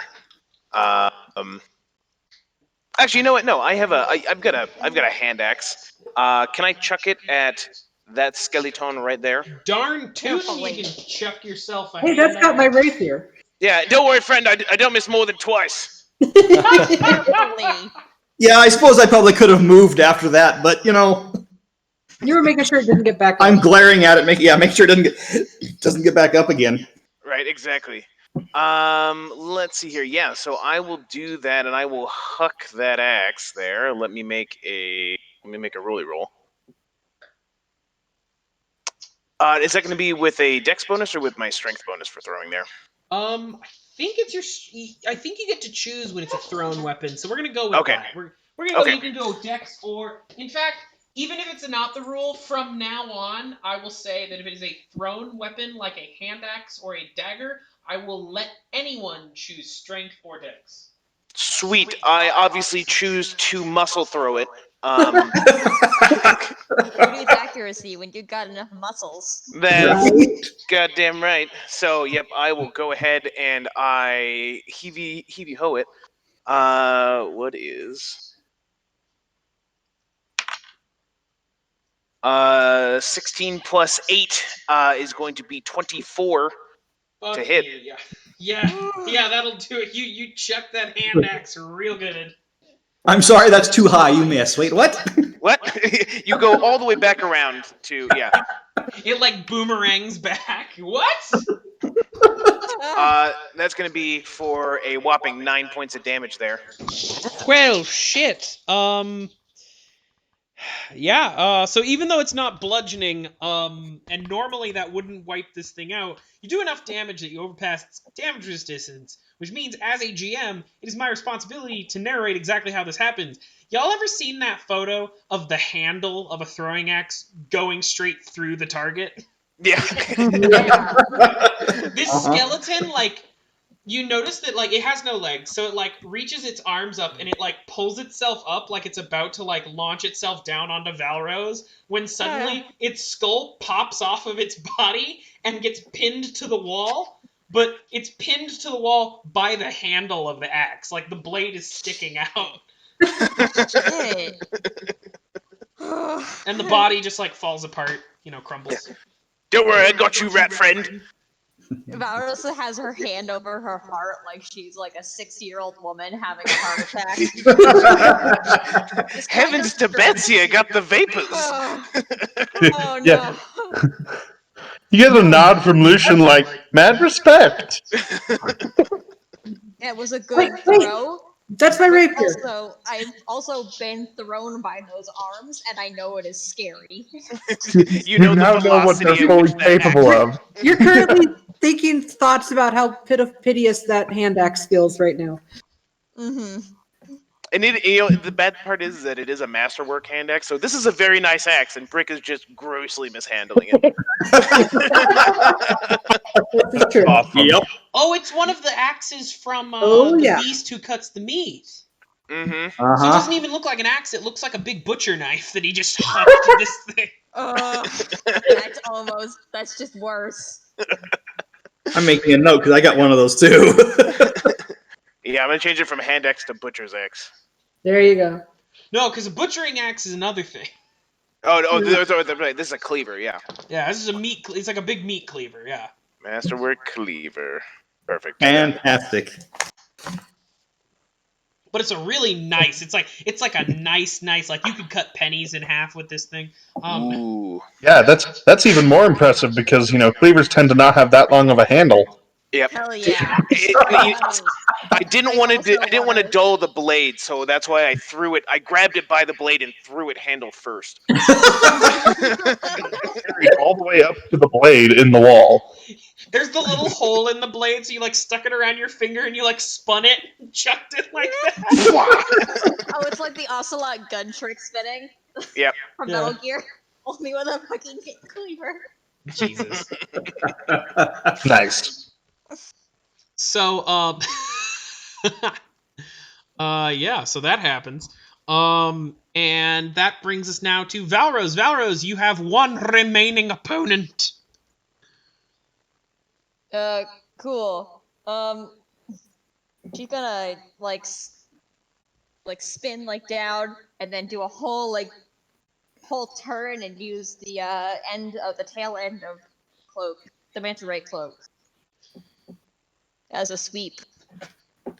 Oh, dope! You're gonna use the tail attack. I'm gonna use the tail spine. Yeah. Nice. For her, it just kind of feels. So let's go. I'll try it out sometime anyway. Yeah. Swing.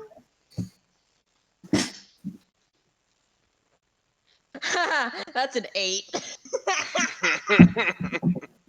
That unfortunately does not do a success.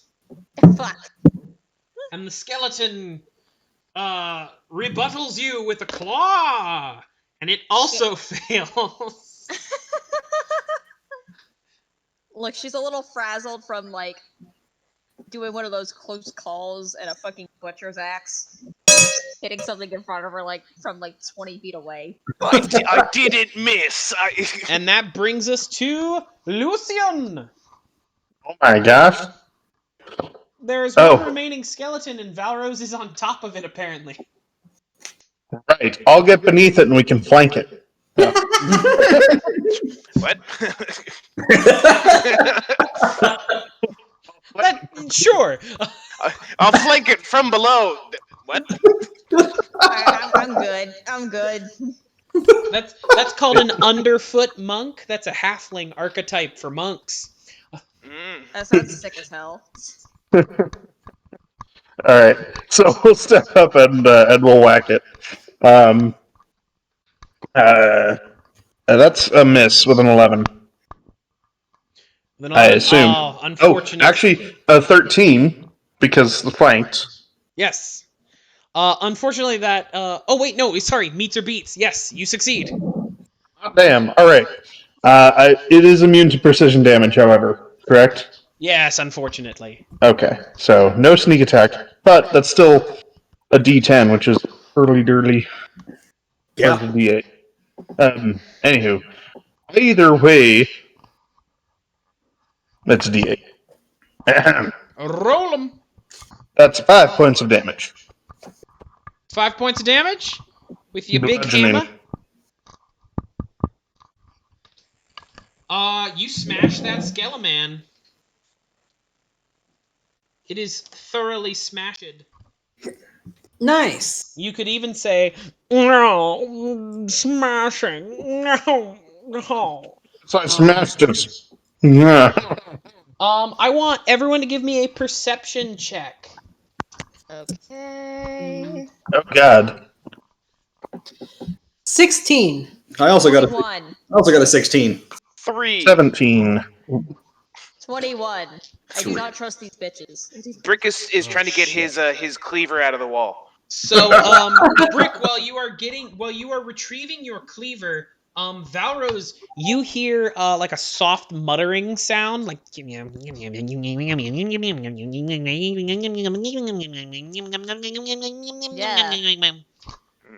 Yucky. Oh fuck! She hears that. She's like, oh fuck! Oh fuck! Oh fuck! Oh fuck! Is anyone looking at the map? Sorry, Yep. are we all doing perception? We were, yeah. Don't worry about it. Everything is stuck on my computer right now. Sorry. Use them No, click no. clack stim rocks. Heads up. I'm going to grab my rapier out of the pile of bones. Heads up. Valros, We got little blue bastards. Valros, you Okay. saw little they have giant milky white eyes that reflect some of the light, and you see them disappear into the tunnel. Well, that's Okay. I don't want to follow them, but this is the only way ahead. So we should be on the lookout for any sort of trap because they have a habit for abducting surface dwellers. okay. That sounds terrifying. Stay close to your buddy. Is anybody here good at finding traps? I mean, Finnian waves at Brik. I'm good at setting off traps. Yeah, that's what I expected. Yes, I guess that could work. Any trap is detectable. Right. I mean- joined my dungeon buddy, Finnian.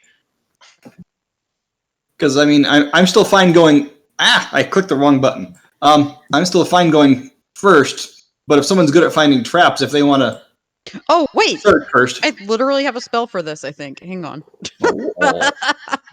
That'd be handy. Okay.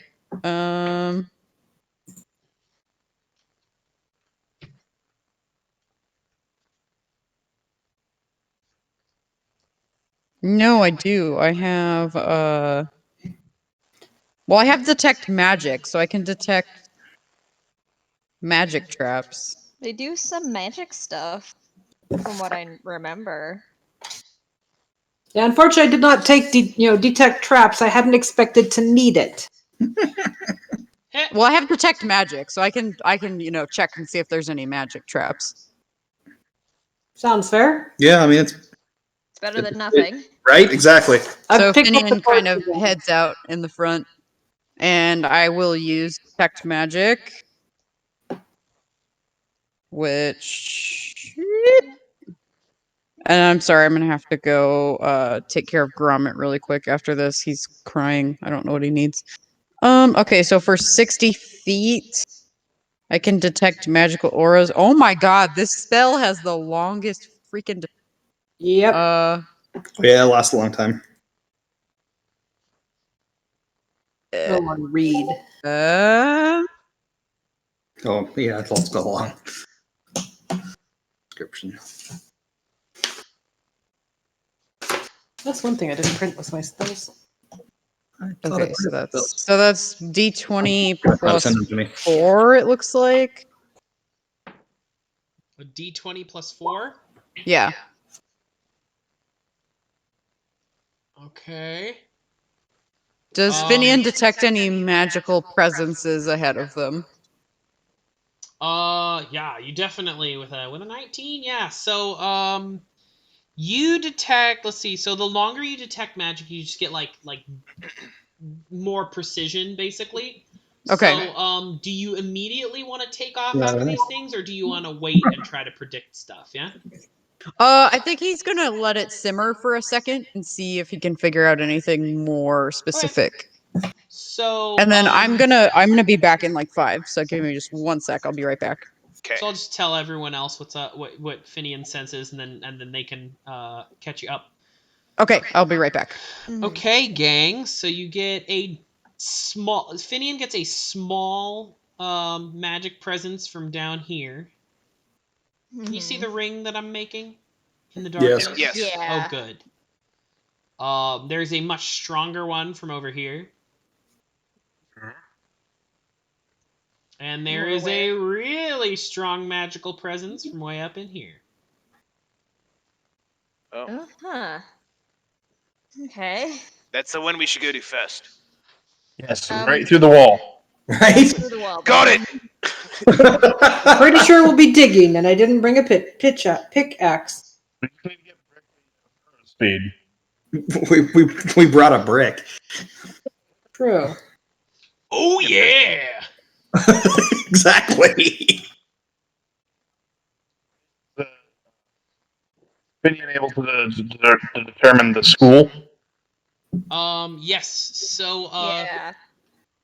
most of it is necromancy. In fact, the vast majority of it is necromancy.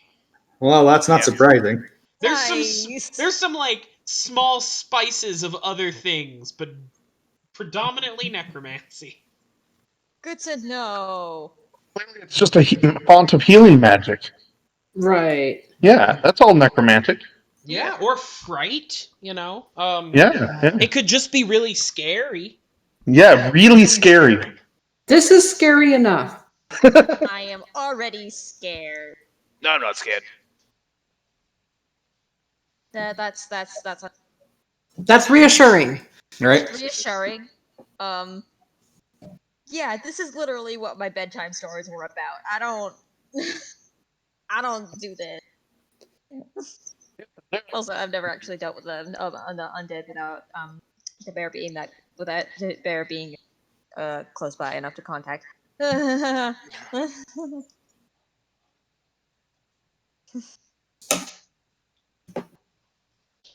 I mean, to be fair, I've never dealt with undead outside of my books. You know, it's just kind of like it's like having the training wheels off of your bike for the first time. It's freaky. Right. You're not wrong. You know, picking up one of those skulls, Although the like bike will kill you and damn your soul. Okay, I'm back. All right. Hello. We have some magical presences up ahead, and they get stronger the further away. And mostly necromancy. yeah, we got a minor one over here, a middle one over here, and a big old one over here. Well, it seems we're headed in the right direction then. It does Yep. Well, seem. there's only one path forward. Well, I believe we should head forward then. Finnian would agree. Hey, Brik? Right. ready to go? Do you two want to go first again, or do you want to? Are you good? Yeah. I mean, I let's can go. I can take the rear if that worked, or if you want me up front, I can definitely stay up front. I want at least one tank on each end, at least for me. That sounds good. I think we have 3 in the party, so I think we're good on that. Yeah, Okay. there's one in each section, so. Everyone has their emotional support tank. Correct? Right?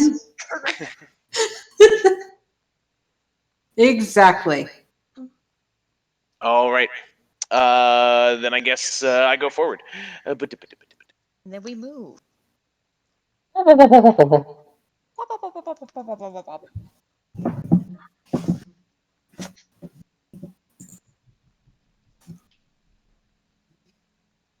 Sorry, Dean stepped out, so I got to move for him. Alrighty, let me start revealing things.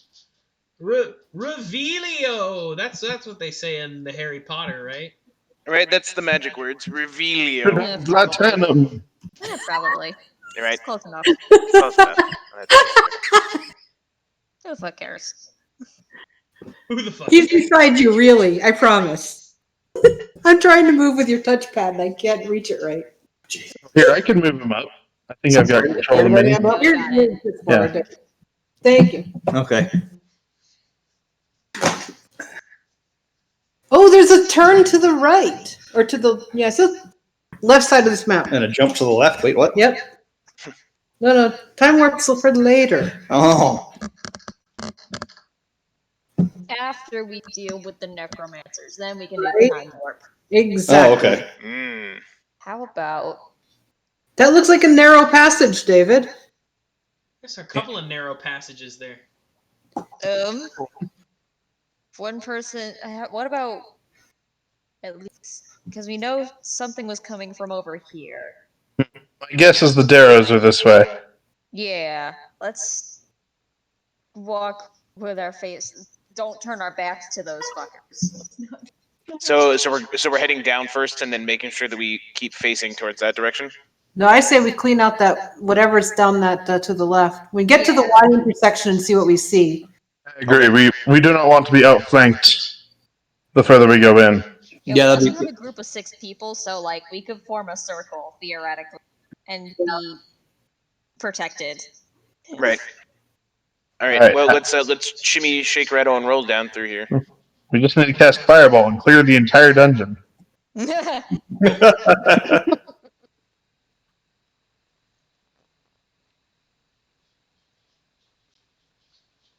Cool, we moving? We Yeah. moving right along. In search of good times and good news. Thanks, team. This could become a habit. Should it be snowing? Take a left at the fork in the road. You're right. We're taking a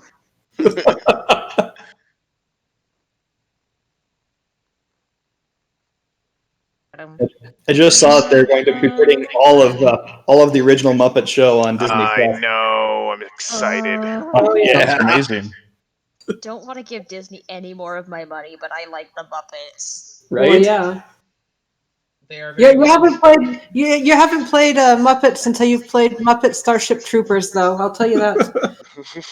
Remember when we tried to improvise an entire musical number? Yep. Remember, Yeah. I'm pretty certain I've got it on video. Oh, Wait, what? Christ. The finale is been recorded. So yeah.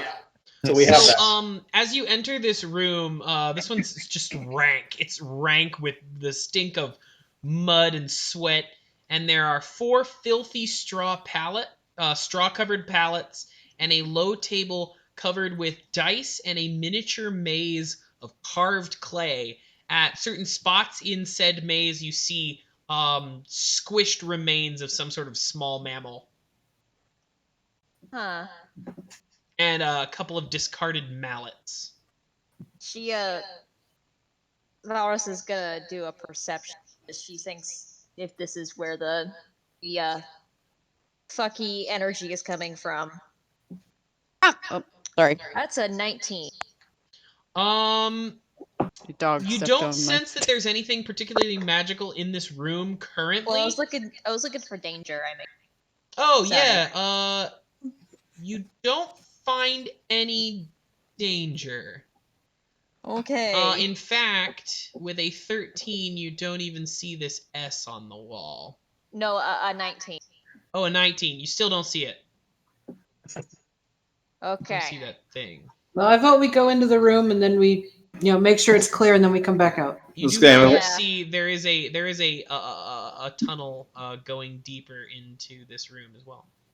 All right. Brik pops up from behind the corner. Ha ha! Careful.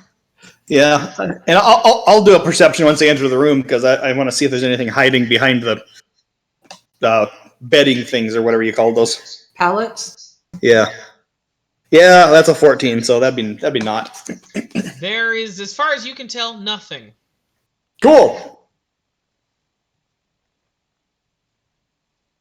Okay. Moving on, I guess. Another passage over here, it looks like. Oh, sorry. It does look like that. Wonder if that connects back. I'll go take a look. Looks like it. Huh. Stairs? Oh Stairs. my god. I apologize for the barking. You found a secret tunnel. Secret tunnel! Secret tunnel! So you see that arrow? It'll go to this arrow. Oh, okay. Whereas the passageway you were standing in earlier Goes over. does not connect to either of those. So Mm. because it's a warren. Well, Well, layers upon layers, eh? I will name I'm it. so sorry. I got behind everybody while my dog was flipping Much out. like an But ogre. yeah, Finnian's following behind Brik. I'll name it Peace, so we have War and Peace, Much like an ogre or an onion. right? How about a parfait? I say we take the chute to the ladder. Mm-hmm. carefully. How high is the ceiling in this tiny tunnel? These ones get really cramped at only about 4 feet in height, so most of you are gonna have to crawl. They're crawl Oh spaces. god. I look to Brik and Baken Yeah. and I'll myself. go first. We're Unless like, Belle wants to. I guess I can go. I'm pretty small. Well, she's not that small. She's like 5 feet. She's like whole. She's like a corn stalk. Yeah.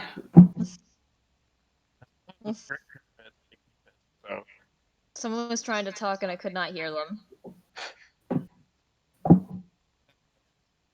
It's continue. Mhm. Turn into a rat. I was rereading the shifter thing, and it looks like if I turn into a rat, I will have a hard time coming out of rat form. It's like I have to spend them apparently in like 1 hour increments, which is That's fine. I can carry you again. we've seen how well that worked. It was fun. You guys really want me to do this? No, Okay. I don't. You don't have to go rats if you don't want to. Okay. Going Yeah. rat. No. Going I'm not gonna ghost. go rat. All right. Well, I'll go first. If somebody else will hold this torch, and I'm going to hand the torch to Lucian. Lucian?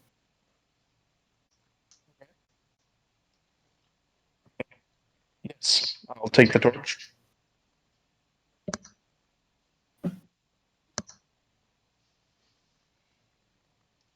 And do I see anything once I get there, Dave? I got a 9 on perception. Ooh. You see more tunnels.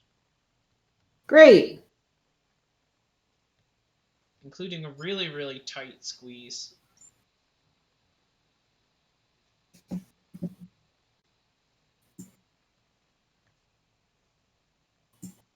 Like, stand there debating about the tight squeeze, you know? You want to check out that tight squeeze?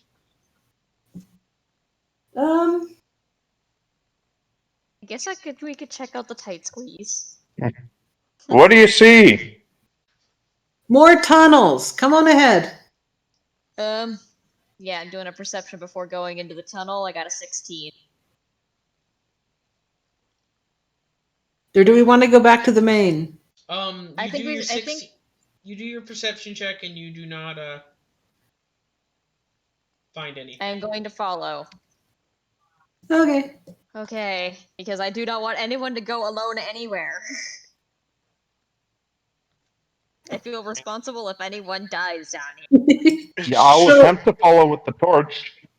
Perfect. I am, skinny-ish and shortish and 5'6", so I think I'm still shorter than most people in this party.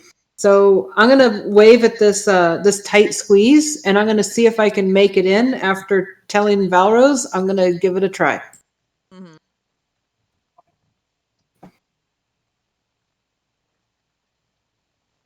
So am I even able to squeeze through the passage, David? You are just not safely. I guess. Oops, that hidden area that I meant to reveal. Guess this is my time. We'll see. I'll come back out. I'll run out if I see anything. Well, if not, I can get in there. We're fine. Okay. I don't want you to get hurt. As you creep in there, you notice that it's just like a little pocket with a little like there's little holes in the wall that you could peer through to look into another room. Oh, cool. Which I will also reveal. Revealo! Revealio! So you see there's a big room here. And this is... Finnian will kind of head over and poke his head around the corner. Not very cautiously, mind you. Are you in the tunnel underneath, or...? Yeah, you went in the tunnel, the above tunnel. Because they're all the underneath tunnel. So I'd be here then? Well, you'd be over to the left near the two orcs and half-orcs. Yep. Or you'd be in the tunnel itself underneath, because it goes... Where we are? The tunnel, so I'd be... So if I was going to come out and look in the room, I'd be here-ish? Yep. Well, how tall and skinny are you?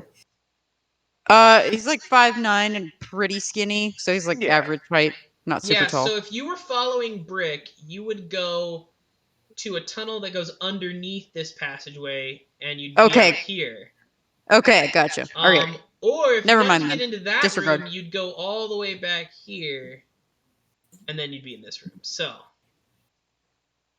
Yeah.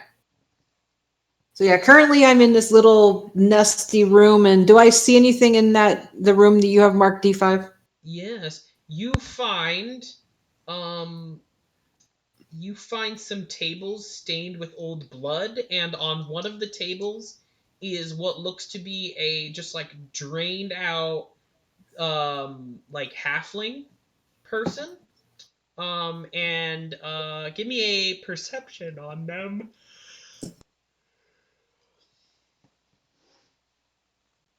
11.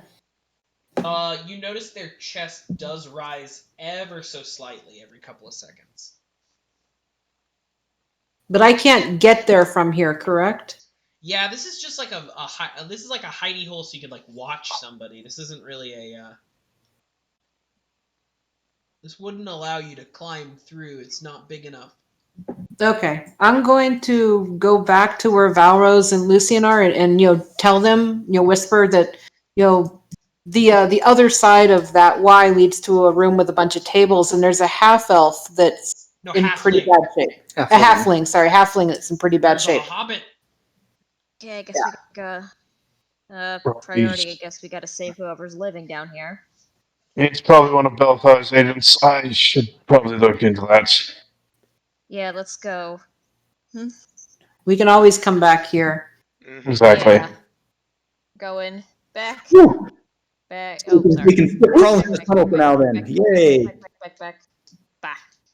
And we'll tell the someone dying in the other room. And They Finnian. might be. Probably. I saw somebody, they looked in pretty poor shape, but they looked to be breathing in the next room. Right, let's go get him then. Right? Get him! Oh, not that way? Get him, Ray! Get him, Ray. Get him, Brik! Get him! So yeah, as you go into this room, unless you're making a distinct effort to be stealthy, you do hear coming from down one corridor. We're the opposite of stealthy. You know that, right? It can be stealthy. I'm behind most of the stealthy. Coming from down this way, you hear a very moist voice. I don't like your usage of the word moist. Do you like the? No. Nope, I hate that. Yeah. No. Who is that? Have you brought me some precious food? Come to me and deliver to me the delicious, scrumptious diddly doos. Yeah, I got a knuckle sandwich here for you. Welfare check? A sandwich made from knuckles. Knowledge local? What was that? Can I make a knowledge local check? Yeah, go for it. Okay.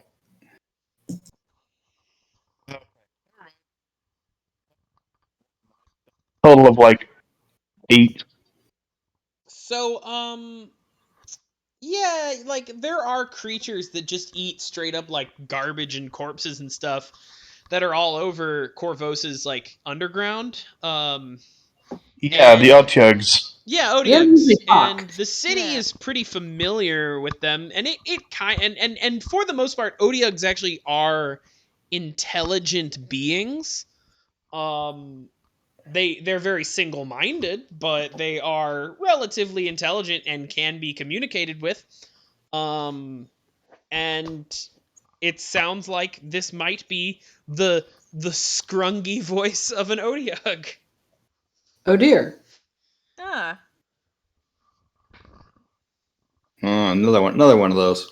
Hello, Hard to welfare break. check. Did you bring any of those?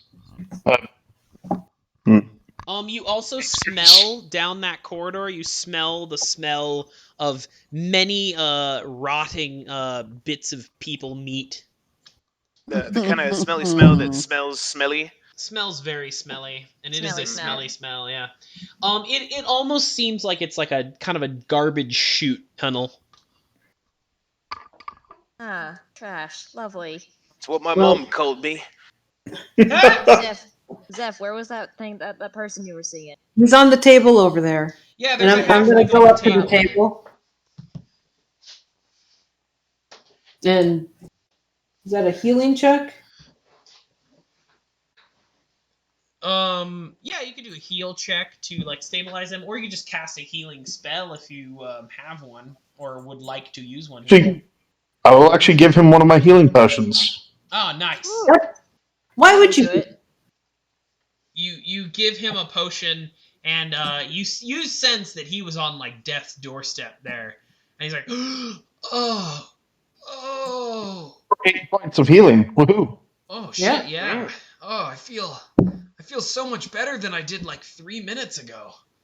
Right. That's good. That's the point. That's You were working. in fairly rough shape, friend.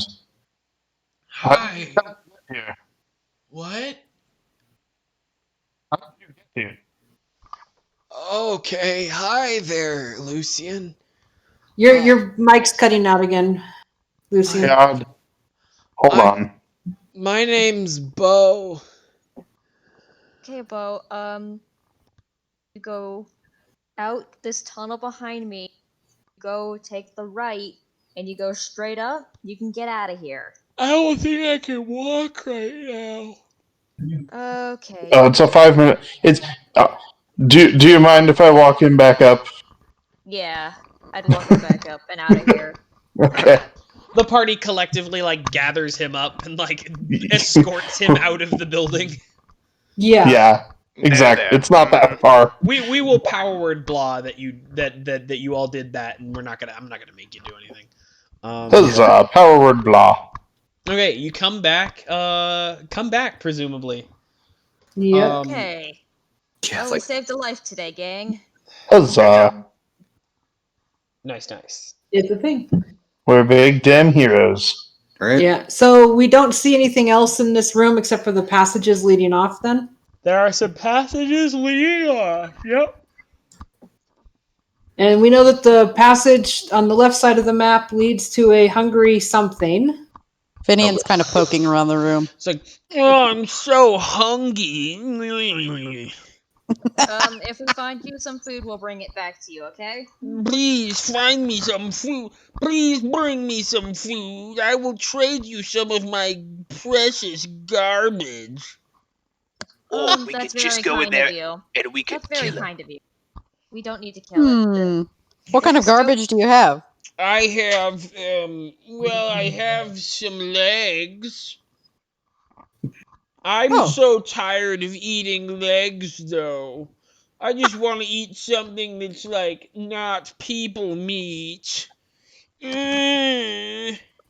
Do any of the legs Would have you mind if we saw your collection of legs to see if any of them might be a Sure, leg we're looking for, potentially? You can come see the body parts that have been thrown away in my throne room. Okay. Finn kind of follows him. Okay. Follow the sultry sound of the Otyug. Finnian seems completely unfazed, by the way. Follow the sultry sounds of my voice. Oh my god. Okay. We're just gonna follow I'm gonna. This is some stranger danger bullshit. Yeah, I like how none of us are trying to sense mode of this guy.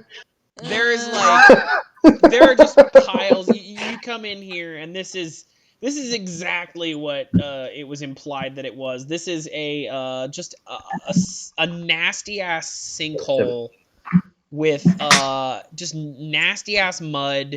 There are rivulets of water seeping from the walls, and this Otyug is sitting on kind of an island in the mud. And on the island there's a reeking pile of body parts, and to the north there is a rickety wheelbarrow sits on its side against the wall. Finnian kind of pulls up his the collar of his cloak over his mouth and nose and kind of goes to rifle through and see if anything matches any description they were given. Wait, no. If you want to go through my treasures, you must bring me some warm food. Okay. Well, we don't know if you have anything we need without looking through it first. No, I can't let you look through unless you give me food. What's your... How do you like alcohol? What's your favorite food? I like food. Okay. How big is this one in comparison to the one that we killed? It's actually, it seems almost a bit bigger in the sense that it doesn't move around as much. Okay. Yeah. Are we thinking murder? No. Yes.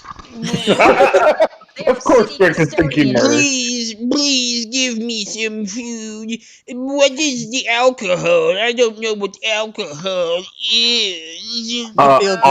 It's basically water that hurts. Yeah, But you can eat it.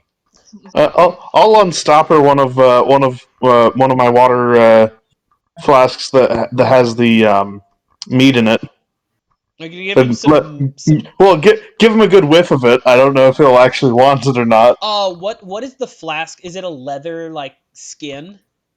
Yes. He sees you like pull it out, and he's like, that looks delicious.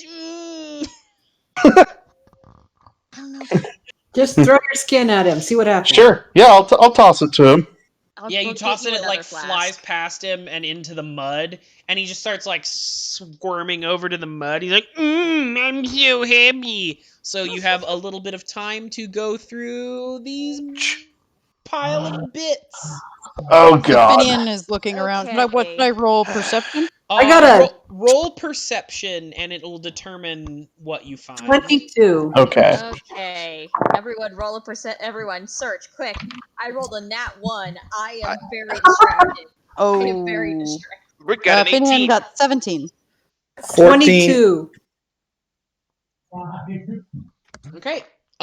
So you find a ring of swimming.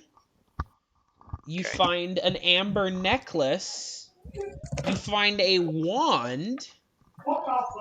And you find a pair of broken human legs decorated with bold tattoos. Oh dear. Oh dear. Hey, did a very big guy and a very little guy come through with that wheelbarrow? Oh, the little guys, they come through all the time. Well, recently, like, did one come with like a really tall dude, like a one with like Well, big you looking see, they come footprints? through that secret passageway in the wall. And he points, and at first you see nothing, but then you realize, whoop, oh, nope, that hid an area. I want to reveal an area. Nope, I hid It's the more. opposite of revealing. It's getting worse. Fucking It's damn it. getting darker. The walls are closing in on us. Shit. This is the fucking trash compactor scene in Star Wars. Right? Yeah. And he is the monster in the trash compactor, yes. Yep. No, so you see that there's some of the cave, you go up to it and you realize that you can get into the wall, and there's a passageway that connects the rooms here. And you're wondering now, Good to know. I wonder how many of these I've missed. Huh. Good to know that there's secret all over the place. We'll have to be on the lookout for those in particular. Indeed. But I think we found the legs. Yes, There are blankets in that other room, right? Yeah. Who So we- wants to carry the legs? No, I got him. Okay, thank you, Brik. Well, I'll ask the other. Do you know where the other parts of this are? The complete set? No, they never gave me the complete set of those legs. They only gave me the legs, but they always give me legs. They're talking about how they have enough legs for their purposes, and they didn't need more legs. Okay, then we probably have the rest in another place. Yes. I'm sorry, your rest of your body is in another castle. Cool. Thank Thank for you your so much. service to the city and eating garbage. And if you find more garbage, I'll be sure to keep you in mind. Okay. Let's keep going, gang. Yep. Yeah. I'm going to need to wash. No, it's not that That's bad. okay. When you get used to the stink. We Yeah. can burn these later. Stanky. Now we have to go crawl through that little tunnel, don't we? No, there's Yeah, something off to the other side, Go to the off to right. the Oh, side, hey! yeah. Another passage. Oh, good. Yeah. Do I detect magic on that amber necklace at all when I look at it? No magic, but it looks to be worth some money. Cool. I'll just put it in my purse. Wrap it up in a little handkerchief. Just gotta. Yeah. Are there like rags and stuff in this room where we found the halfling? Yeah. There's you can spend a little bit of time. You can find some blankets and rags and stuff for sure. Cool. Brik, do you want to wrap those legs in a blanket, maybe? Oh yeah, that'd be nice. Carrying. I hate to ask this, David, but do I have my new purse yet? Oh, yes, you definitely do. I don't want to put them in my purse. Yeah, you just got the new. It's so pretty. I love your bag, by the way. It's like they're like rummaging through the fucking trash pit. I love your new bag. Thank you. But I will wrap the amber necklace and that wand in, some rags and throw them in there for later investigation, but not the legs, not yet. Wand? Wasn't there a ring, or is it just a wand? Ring of swimming's already on my finger because nobody Okay. spoke up. Well, see, I thought that's okay. Findies keepies. No. Now you can swim in the shit. Now I can. Anyway. Okay, let's I'm an keep air going. creature. Water's terrifying. Now I have a ring of swimming. There you go. I get to the edge and I kind of like do a quick look both ways down these hallways for what I can see. Looking for danger. We've lost Finnian. Hallway. Oh no. Oh, Finnian has just been quietly following along. I just keep forgetting to move him. I'm sorry. Okay. Orc just grabs Finnian by the belt. Come on, friend, we're moving. Below crimes. All right. So we don't see anybody in there? So you don't currently see anyone in here. Just wave them through. The walls and ceiling of this hallway are encrusted with dozens of yawning skulls. Their mouths open up into dark holes in the walls. Yikes. Can I do a perception now that I know there's secret tunnels around? I want to do a perception to look for any secret doors. That seems like a good plan. 23. I just want to percept the hallway. A 23, you notice that there is a little bit of a door over here. Over where? At the top? Top, yeah. Oh, hey gang. So I was percepting the hallway, and I got a 28. You might lean against something and fall right through. Might. All right. Think So carefully, you're creeping about. Looking over the right shoulder. Hey, I think there's a door here. Oh. She knocks on it.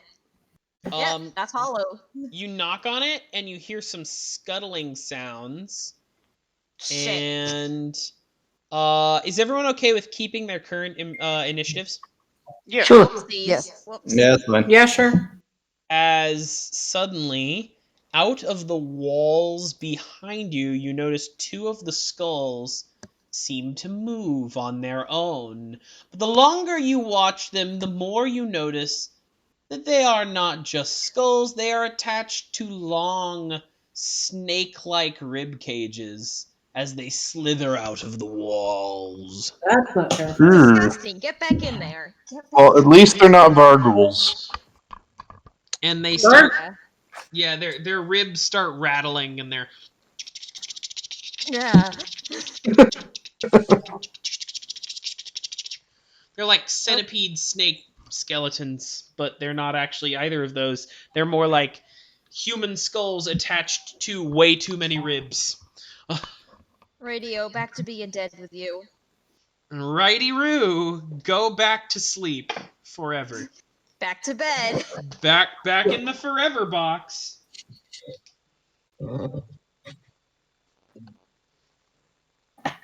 They're necrophidiuses. Gross. I don't even know what that word's supposed to mean, but there you go. Well, an ophidian is a snake. Oh, There you go. that makes sense. That does make sense. They're bone snakes, baby! Bone snakes! They're the only bone snake in this room. Bone snakes, baby bone snakes. The bone snakes, baby! Anyway, they're also fast as fuck because they beat everyone else's initiative. So they're gonna scuttle out of the wall One of them is going to attack Brik, and the other one is going to attack Eeny, Miny, Miny, Mo. Okay, Meg, pick a number between 1 and 6. Oh dear. Oh no, wait, sorry. 4. Pick a number between 1 and 4. So 4.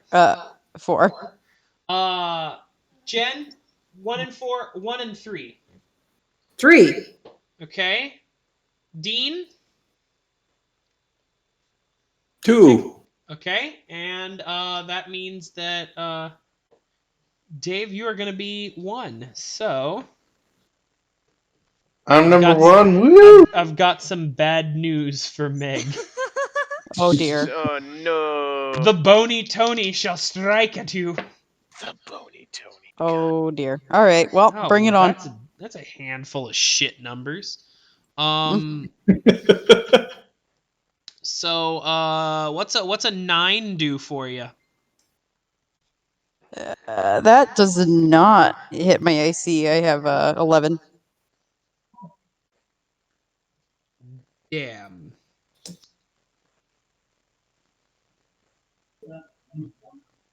So I dodge it. Yeah, you dodge it, and Brik, the other one, gets a 13 as it tries to bite you with its bone face. He flexes as it bounces off of his mighty muscles. Bing! Dring! Nice.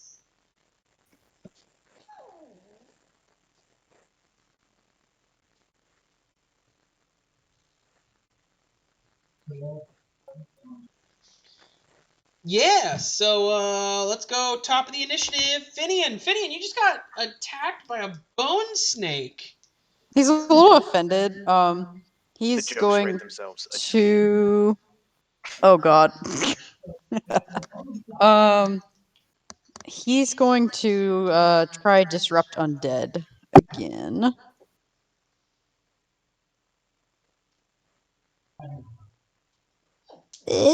One sec, just checking to remember what I roll for that. That is Base D20 attack plus bonus plus 5. dexterity. Yep. That got a 21. That'll do it. And so then 1d6 of damage. Yes, 6. please. Nice. 6 whole damage. Fuck. Oh fuck. Oh shit. And then the other one. Well, let's go through the rest of our initiative. And Zyph'eria. A bone snake almost attacked you, but instead attacked one of your allies. What you gonna do? I'm going to take my dagger and try to plunge it into its skull. Go, get it, yeah. 18 to hit, but only 2 damage, and it is a masterwork dagger. If that makes it. Unfortunately, it is still a skeleton, and that is a pierce or a slash, and so it doesn't quite do any damage to it. But you do feel like, you hit. Fair enough. So, oh well. And that brings us now to Baken. Well, there's one happily right next to me, so I'm going to attack it. All right. It looks like it needs to be crunched. I like that. I got an 18. An 18.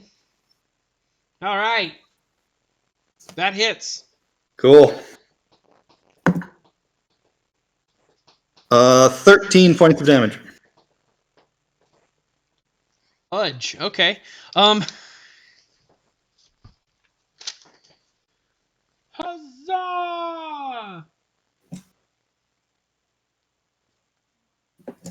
All right. You smack it real good. You whip it real good. And that brings us now to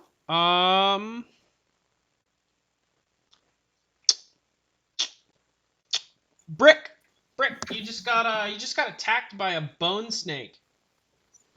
Hey, No. And I punch him. Bad. Bad. And I Elegant. slap him on top of the head. I rub his face like on the dirty spot that he left on my muscles. Bad snake. First one is going to be 15 to hit plus 8 is going to be many 23. Yes. Many.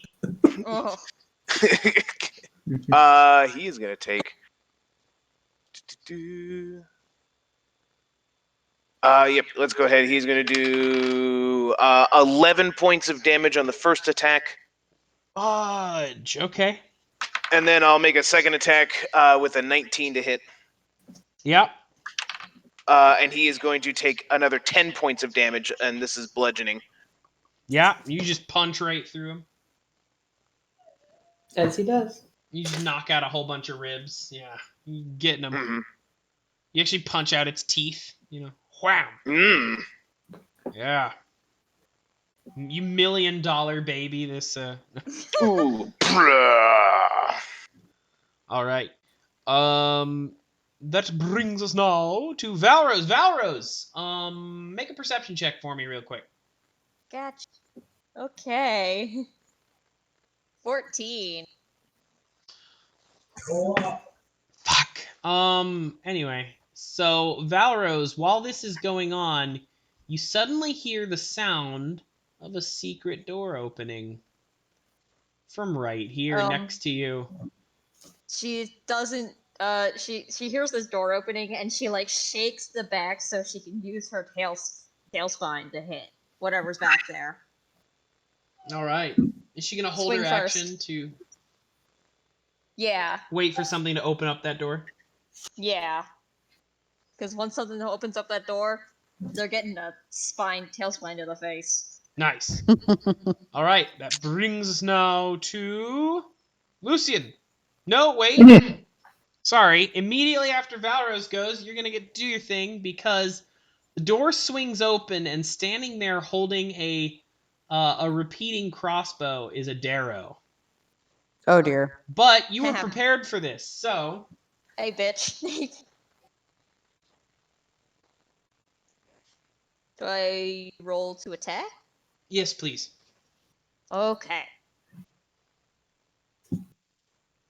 He's like, oh, namanuna. 13. Oh shit. Okay. On a standard Darrow, does a 13? Unfortunately, a 13 will not quite do it. I don't get anything for holding. No, you only get to Damn. act at a specific time. Okay. We have a friend. We have a visitor. Okay.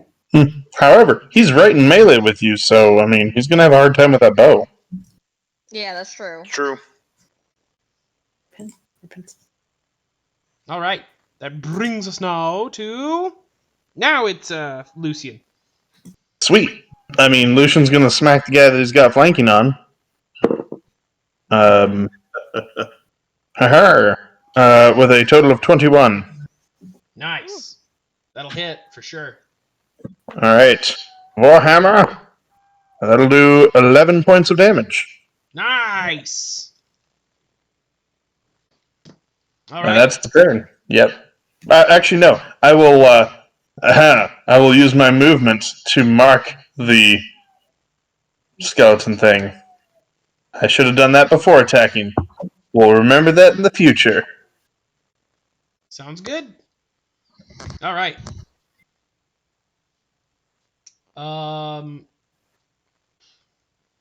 That brings us next to...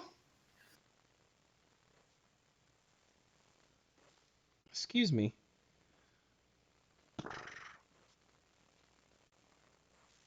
Why do I have so many numbers written down?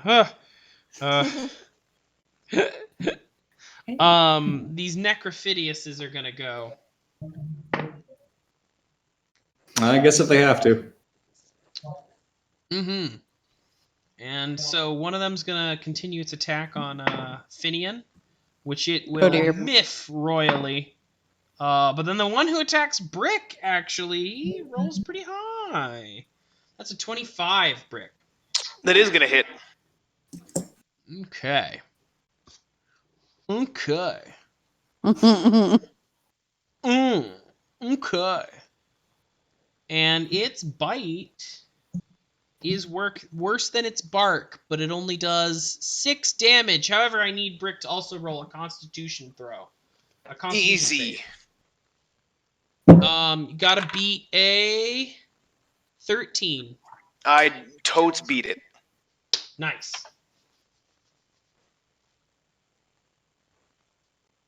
And then yeah, you got your 16. Rock dumplings. Ain't nothing here gonna hurt him. That's right. Yeah, unnatural 20 on that roll there.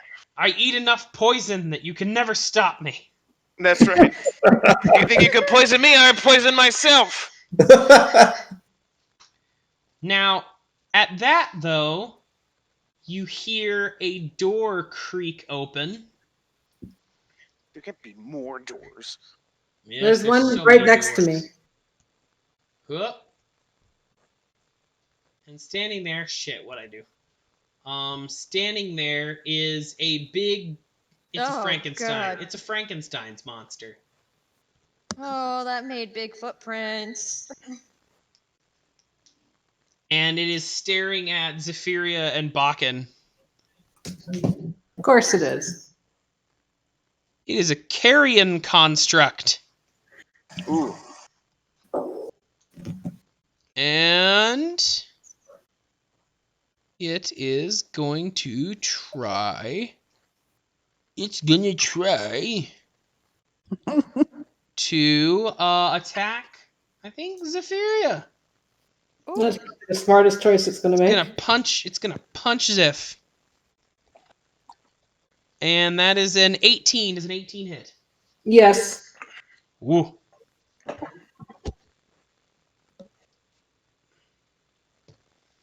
Come on and slam now, and welcome to the jam now. 6 damage. Oh God, no, my cave buddy. How much damage? 6 damage. 6? Okay. Ouch. Are these considered undead? No. Well, you don't know. You just see it's a construct. It's a Okay. carrion construct. Or maybe it's just a tall undead. Fair enough. Who can say? You haven't rolled a knowledge nature check. I don't have knowledge nature, and you know it. I know.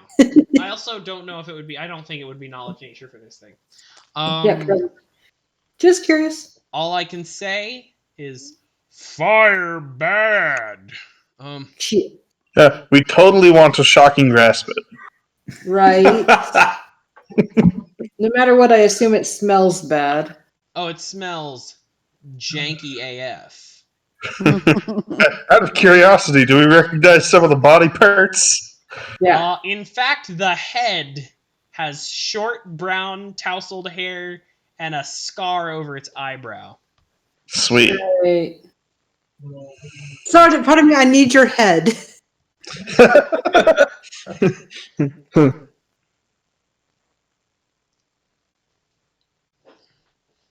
All right. That takes us now to Finnian. Finnian, you got attacked by this bone snake, and now there's a big corpse man.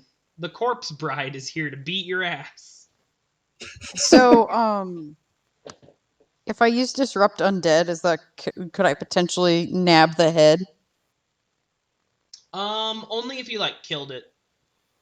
Oh, okay. I'm gonna focus on the bone snake then. And I'm gonna do Disrupt Undead again, because it seemed to work well the last time. Oh boy, that doesn't hit, even with the +5. I doubt it. Tell me. Do you benefit from flanking for that? 9. You do benefit from flanking for that. So it's another okay. +2. So it's an 11 against its touch AC. You hit that. Oh, okay. Yeah. Well, let's roll damage. It's different groups.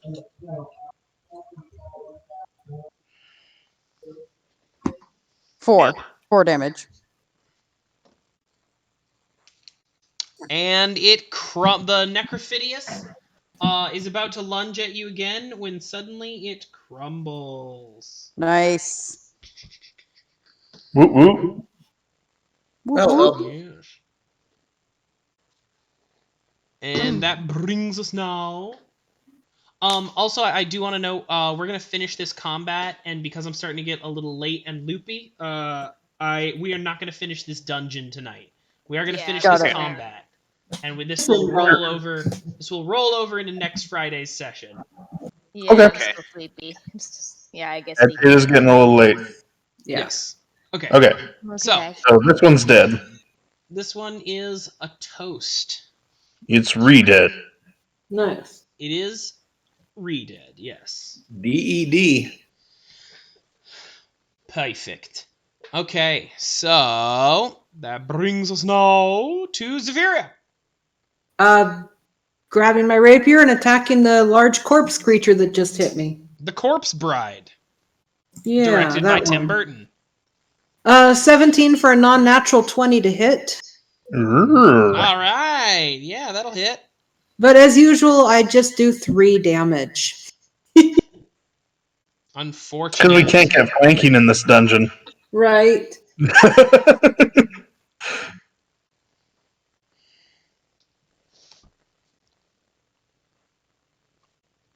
It's a hard roguelike. And that takes us to Baken. Baken. Ooh, can I take a 5-foot step? I'm going to. Yeah, go for it. I moved over there because there's something no longer there. Mm-hmm. It's true. Well, this thing's large. I'm going to attempt to hit it. Big Nice. fan of that. Big fan. Well, it's a 20 total. Nice. Very good. That hits. Okay. Sweet. That's 17 points of damage. All right, you slam into this thing, and the head kind of like knocks to one side really hard. You actually see some of the stitching on the neck goes undone, but it's still up. All right. Well, yeah, I didn't figure I'd take it down with one shot. It looked beefy, but you know. A girl can dream. Right? Mm-hmm. All right. So the big crungler, the crangler, The Chungus. the chungus. Yeah. Yes. And that takes us to Brik. Brik, you have a foe. I do. Brik is going to use his move action to activate his martial flexibility and use Grudge Fighter to give me a +1 morale bonus on attack and damage rolls against that creature. Nice. And then he's going to swing at it. First attack is going to be 18 to hit. Nice. And then for a grand total,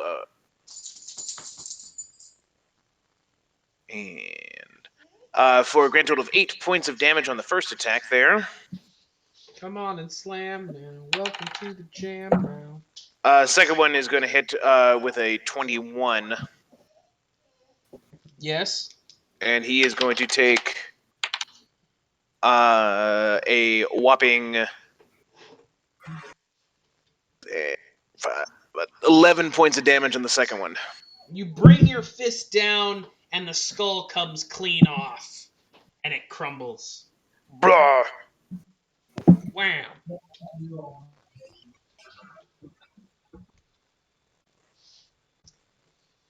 All right. That brings us now to Valros. Okay. You've got a Darrow in front of you. Yeah. It just occurred to me that we're doing like the world's most grisly scavenger hunt right now. Right. Yeah, we are. We gotta find all the pieces to the puzzle. So yeah, she's like, fuck. She missed with her tail spine, so she fully turned around and she's gonna take some swings with her claws. Oh, that is an unnatural 20. Yeah. Nice. The 20 will do it. Okay. And then...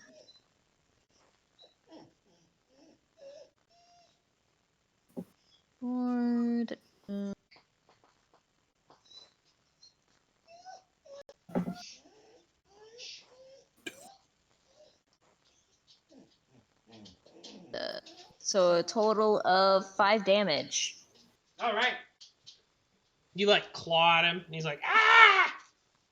Back up. 6 feet, 6 feet. Valros is like, don't ever put me in a situation. You won't like what happens. All right. Now it is the Darrow who is going to try and draw his Atlas. Which I do not believe provokes an attack of opportunity in 1E, but it might. So correct me if I'm wrong. I don't know. I don't think it does, no. I think drawing a weapon doesn't. Okay, so he's going to try and attack you with his Atlas, which is like a club with a hook on the end of it.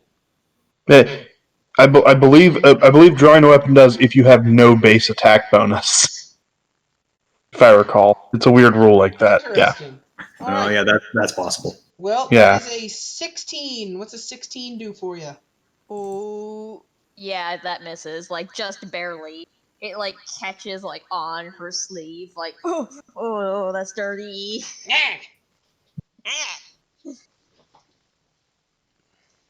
Not cool.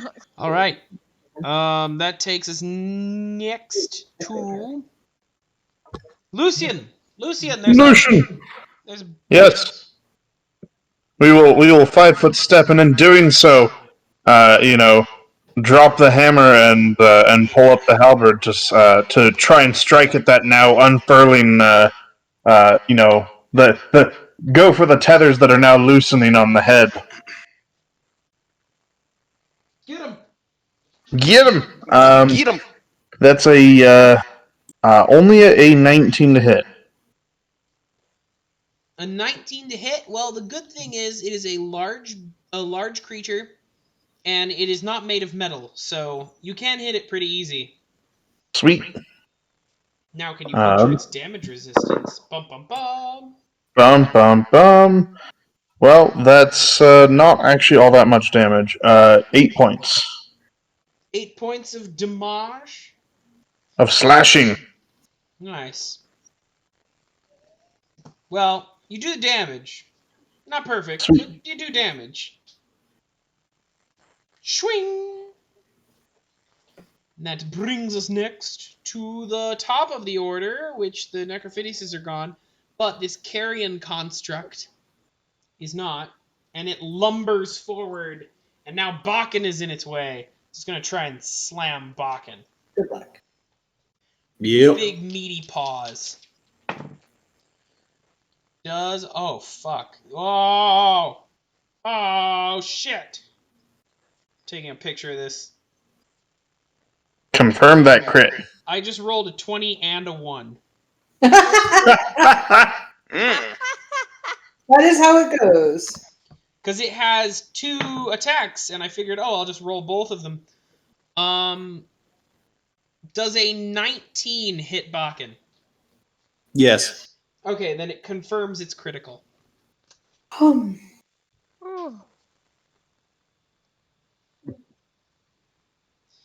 with critical hits, what we're doing is we're rolling, instead of doubling what you roll on the dice, you're rolling twice as many or 3 times as many dice when you crit.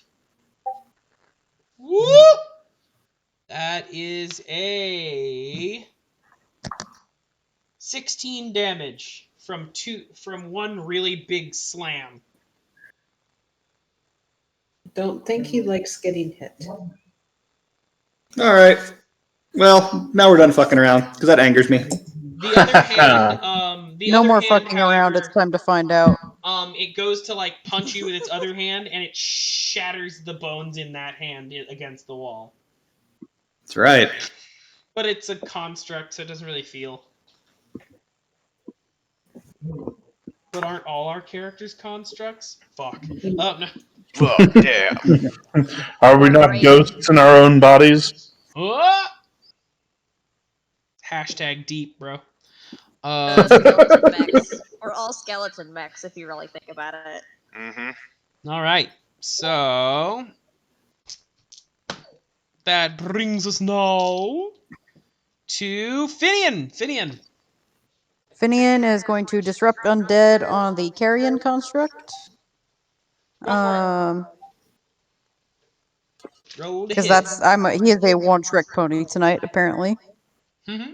It's a useful spell for this dungeon. It is very useful, and I'm very glad that you have it. Mm-hmm. Nat 20, Nat bitch! 20. Shit. Okay. Roll to confirm. Okay. Oh. Whap whap. Womp womp. Womp. You still hit. Maybe Yeah, it's true. touch. Alright. 1d6 it That's a is. 7. Unfortunately, that will not hit its touch. Bummer.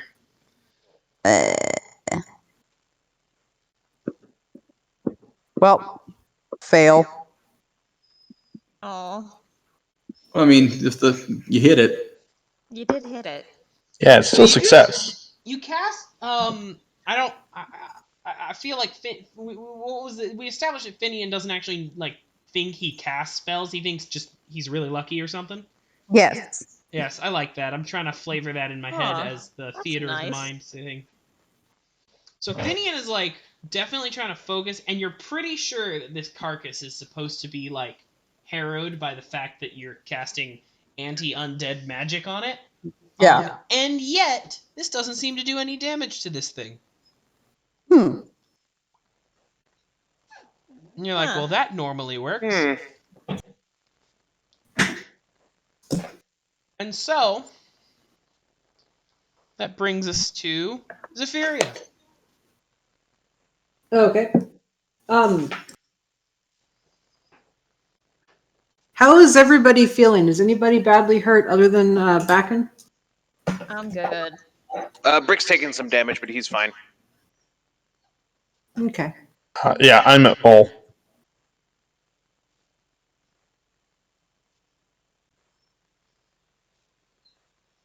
I'm going to throw a knife at the Darrow in the doorway past Valros. Nice. Roll it.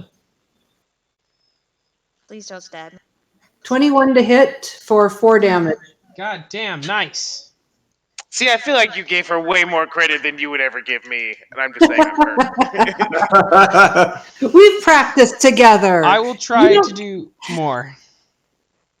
You just got to come around more often, Brik. Seen her play darts. She kicks my ass. All right. Next is Baken. Baken, you said you were getting pissed. Oh yeah, I rage. Nice. And I proceed to try to slam this guy with heavy objects. Trying to space jam this guy. Does an 18 hit? An 18 will hit. Wham! 14 points. Slam! Welcome to the jam.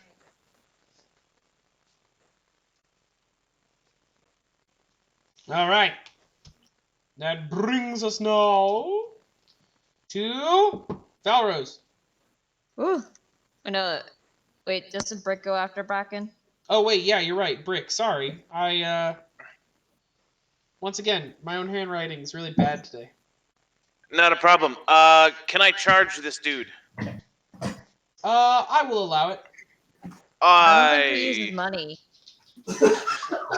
You can try. I charge him then. And then I will use my whatchamacallit again. I will use my martial flexibility. And I will enter into a sympathetic rage. Okay. Let's see. I get the normal. Well, I get a lesser version of the benefits, except my morale bonus to strength and constitution is only +2 instead of the normal amount. All right. So a sympathetic rage, and then yeah, let's do.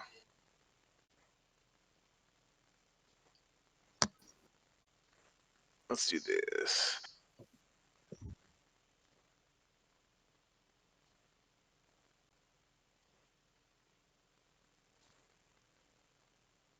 Yep. +2 bonus on Bull Rush. So yeah, so we're gonna go ahead and Bull Rush him. So let's go ahead and make a combat maneuver defense against him, please. All right. Yeah. What would you roll?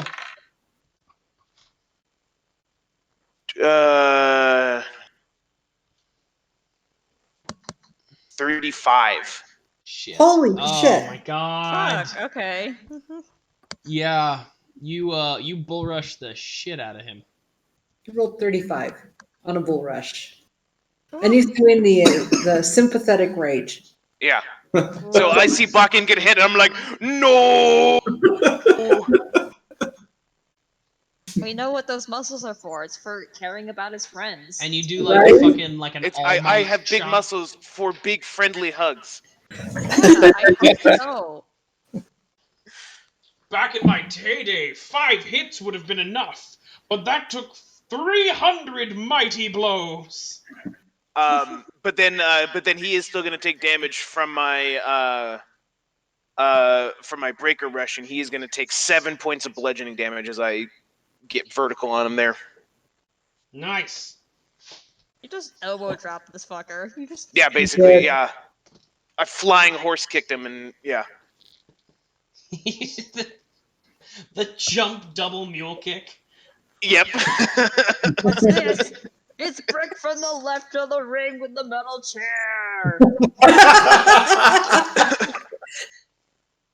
Basically what happens. Yeah. That's how I'm seeing it. All right. That brings us next to now it's Valros. Valros, you're getting into a tussle with a tiny person. Fuck Get 'em. this. They're gonna get sickled. Slice of dice, motherfucker. Get him. Roll it. 21. God damn. Yeah. 21 does it. Does it. Okay.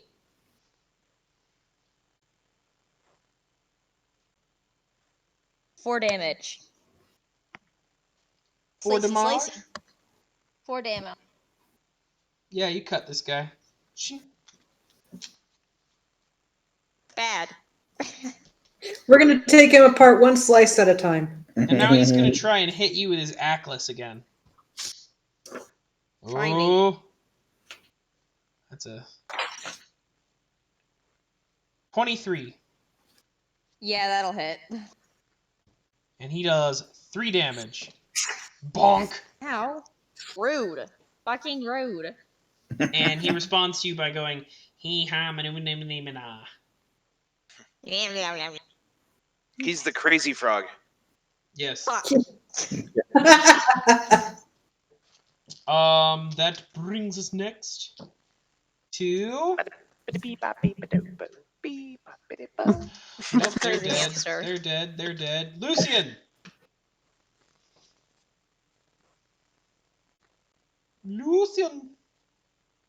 Lucian. They're bread, Jim. He's got us on mute. Oh shit. Oh, so again. I'm sorry. No, it's okay. I was saying, I do not have a target next to me anymore, so I guess we're stepping on in. Get him. I'm just making some room there. Good plan. And that's a miss. That's a 12 to hit. Unfortunately, that is insufficient. You swing and it goes wide. And you're like, shit. So much. I'm embarrassing myself in front of the new crew. All right. And that takes us to the top with the carrion construct. It was nice of you to put yourself in his way. And it's gonna punch you. Heck yeah, he is. AC 19. Yeah, no, it misses both times. I mean, he hits, but it bounces off the armor. Yeah, Exactly.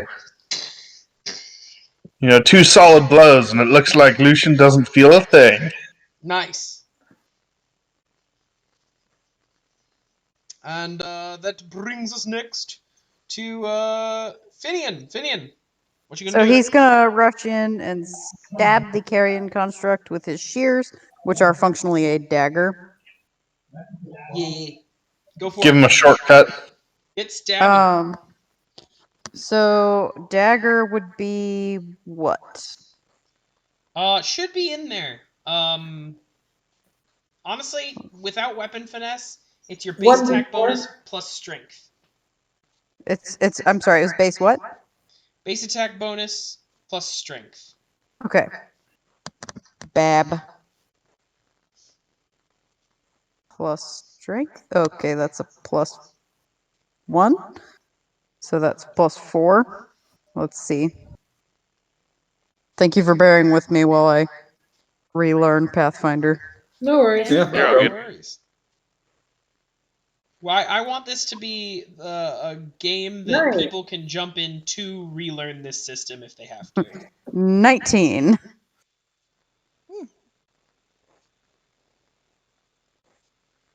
All right, a 19 will definitely get stabbing. Roll damage, please. And damage for a dagger is 1d4 plus your strength. 1d4 plus 1. Okay.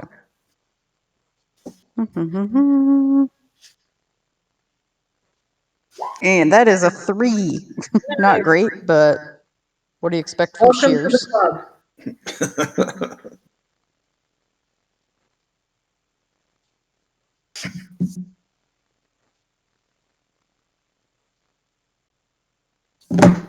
3 damage.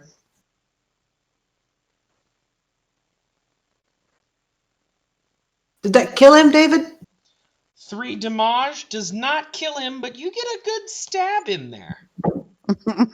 Get a good shanking. You know, good. A good stib. A good stib. Good stib. All right.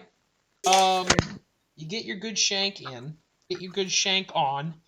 And that brings us next to Zyph'eria. Zyph'eria. Okay. So now I can move up next to Valros. Can I actually attack the thing in the doorway, or does it have? You will. I will allow it. All right. So rapier attack on it. 17 to hit, and if I hit, then it's 4 damage. Perfect. You do hit, and you stab it with your rapier. The attack is good. point on. Yeah. Anyway. He's like, Point to the opposing party. No flag on the play. We're good. Exactly. You'll notice we're taking the little guy and we're letting you guys handle the big guy, right? All right. Look, I got beef with people that use secret doors to sneak up on me. Right? No, totally good. Baken, it is your go. Alrighty, well, I should probably move into that room. Mm-hmm. So I'll move up.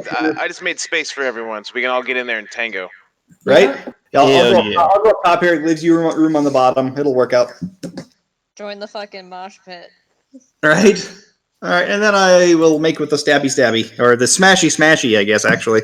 Hell yeah, smash. Oh, I only got a 15. He is prone still. Oh, hey, well, that'll help. That might actually hit then.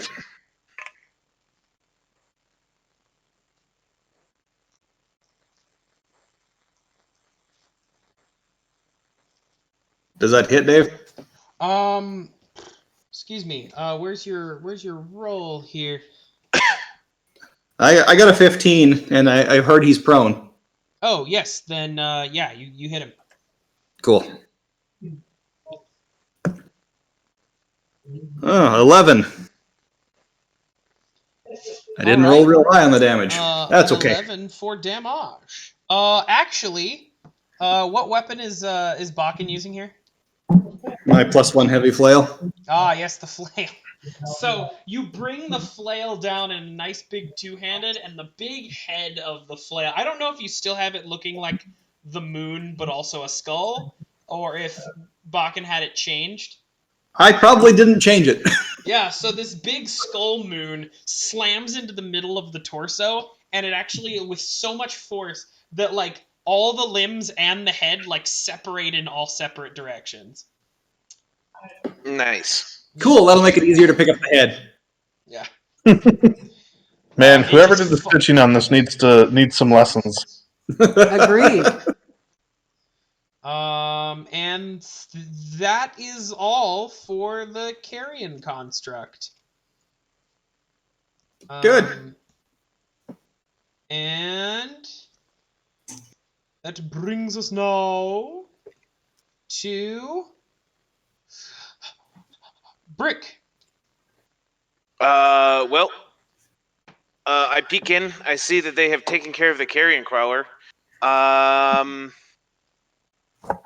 Oh, hey, you know what I totally dug out of the wall? My sweet butcher's axe. Oh, My no. butcher's knife. Excellent. I huck it. Duck. Don't move. I won't miss. Maybe. Twice. Roll attack. Brik, I am going to have heart palpitations. Let's see. That's going to be... Well, I rolled a 10, but I get to add my strength bonus plus my rage, so it's going to be an unnatural 20. Nice. You do it. I do it. All right. He is going to take 8 points of damage there. Sweet fucking Christmas. When Dex Is he fails, dead? max strength. He's not dead, but he's looking pretty fucking harrowed as this meat cleaver just sprouts out of his like shoulder. He's like Roast cleaver. And I think he's gonna try and run. Attacks of opportunity. Yeah, that's gonna be an attack of opportunity from Zyph'eria and from Valros. So. Haha, try me, bitch. You're gonna get hooked, and I think I can do a trip with a sickle, right? Let me check. I'm pretty sure I can. You can do so the thing is if you want to do a combat maneuver, you have to sacrifice your attack. Well, the Zyph'eria's there. Right. Mm-hmm. Well, and if you succeed in tripping, I mean, he's not going anywhere. So as a weapon with the trip quality, it gives you a +2 to... No, let me check. Let me read that again. Okay. No, it just lets you attempt trip instead of attack, and if you crit fail, you can lose the weapon instead of falling down. That's it. Okay, yeah. So there you go. Okay. So basically, I do an attack roll. It's a combat maneuver roll, I think. Yep. I'm reading trip, and it says if your attack exceeds CMD. Yeah, so you roll your combat maneuver bonus, so your CMB. Oh, okay. And instead of going against his AC, it's Pathfinder. This is one of the valid criticisms of Pathfinder is welcome to Mathfinder. That's a 24. Shit, yeah, you beat his CMD. Even with the penalties of not being trained in tripping, he has a bad CMD. So your sickle like lashes out, you hook his leg, and you plow him face first into the tunnel. Ziff, go for the stab. 18 to hit, 5 damage. I Shit. heard the little. So damn it. Yeah. So his leg gets hooked by this sickle. He slams down into the ground, and your rapier just goes right through him. And you just hear, and he expires. Pinned like a butterfly. And I think we're gonna call it there for tonight. Mm-hmm. We will meet up again next Friday night to complete the Dead Warrens. But before we go, as we've been doing, just because I like patterns, anyone want to plug your pluggables? What pluggables? Meg's an author. Everyone, Oh, go read Birthright by M.A. Weiss. Woo. Very cool. Go read the book. Go read it. Go read the book. Go read it. Some people have told me it's good. Actually, most people said that, except for that one guy who was mad because there were so many hugs. There were too many hugs. Yes, I remember the guy who was Too many mad about hugs. How do you hugs. get mad at? Wow. Oh yeah, I got somebody very mad that there were too many hugs. But a lot of people have told me that's an endorsement for them. So What's the name of the book? it's called Birthright. I'll post a link up in the. Sweet. It's on Kindle Unlimited if you guys have that. So. Oh, cool. That's been like the only thing keeping me sane this pandemic. Cool. Well, there you go. Yay. It's Oh yeah. I'm gonna plug your local forest. Go hang out in the woods. Sink into the moss. Read a book. Let the moss take you. Hell yeah. Mm-hmm. Pick up the garbage. I'm gonna plug your local home brewer. Chances are that that's all they've been doing during the pandemic, and I'm sure they have lots to give away. Reach out to them. I'm sure there is plenty for you to indulge in. So, excuse me, Andrew, where do I send the shipment? Helena, just mail it. I'll pay for shipping. Oh, very good. Oh, hell yeah. All right, and finally... Yeah, if you want more games, you can always come over and join the Black Shield Discord. Yep. And Black Shield's running stuff pretty regular now, too, so for sure. Yep. Yeah, we've got the new schedule thing, so you can actually see upcoming scheduled games on the Black Shield now. And nice. I'm currently really unhappy with my my Twitch username. I'm debating switching it back to the Nerdy Naturalist, but I'm also taking suggestions now. So if you want to roast me or suggest something, go ahead and suggest a what you think would be a good Twitch handle for this channel. Anyway, this has been a fun session, gang. It's probably our most combat-heavy session we've ever had on this game, and I think you've handled it pretty well. I think I've also, as far as combat goes, I don't normally get a whole lot of licks in before you kill my monsters, so I feel like I've given you as a group a couple of good slams, and that's important. Yep. There we go. So, follow us, Curse of the Crimson Throne, follow us on Twitch. You can also follow our YouTube videos that we'll be uploading, depending on where you're watching this from.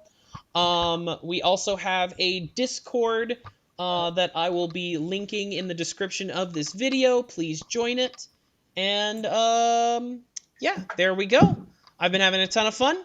And this is us signing out. Join us next week. Bye. Bye.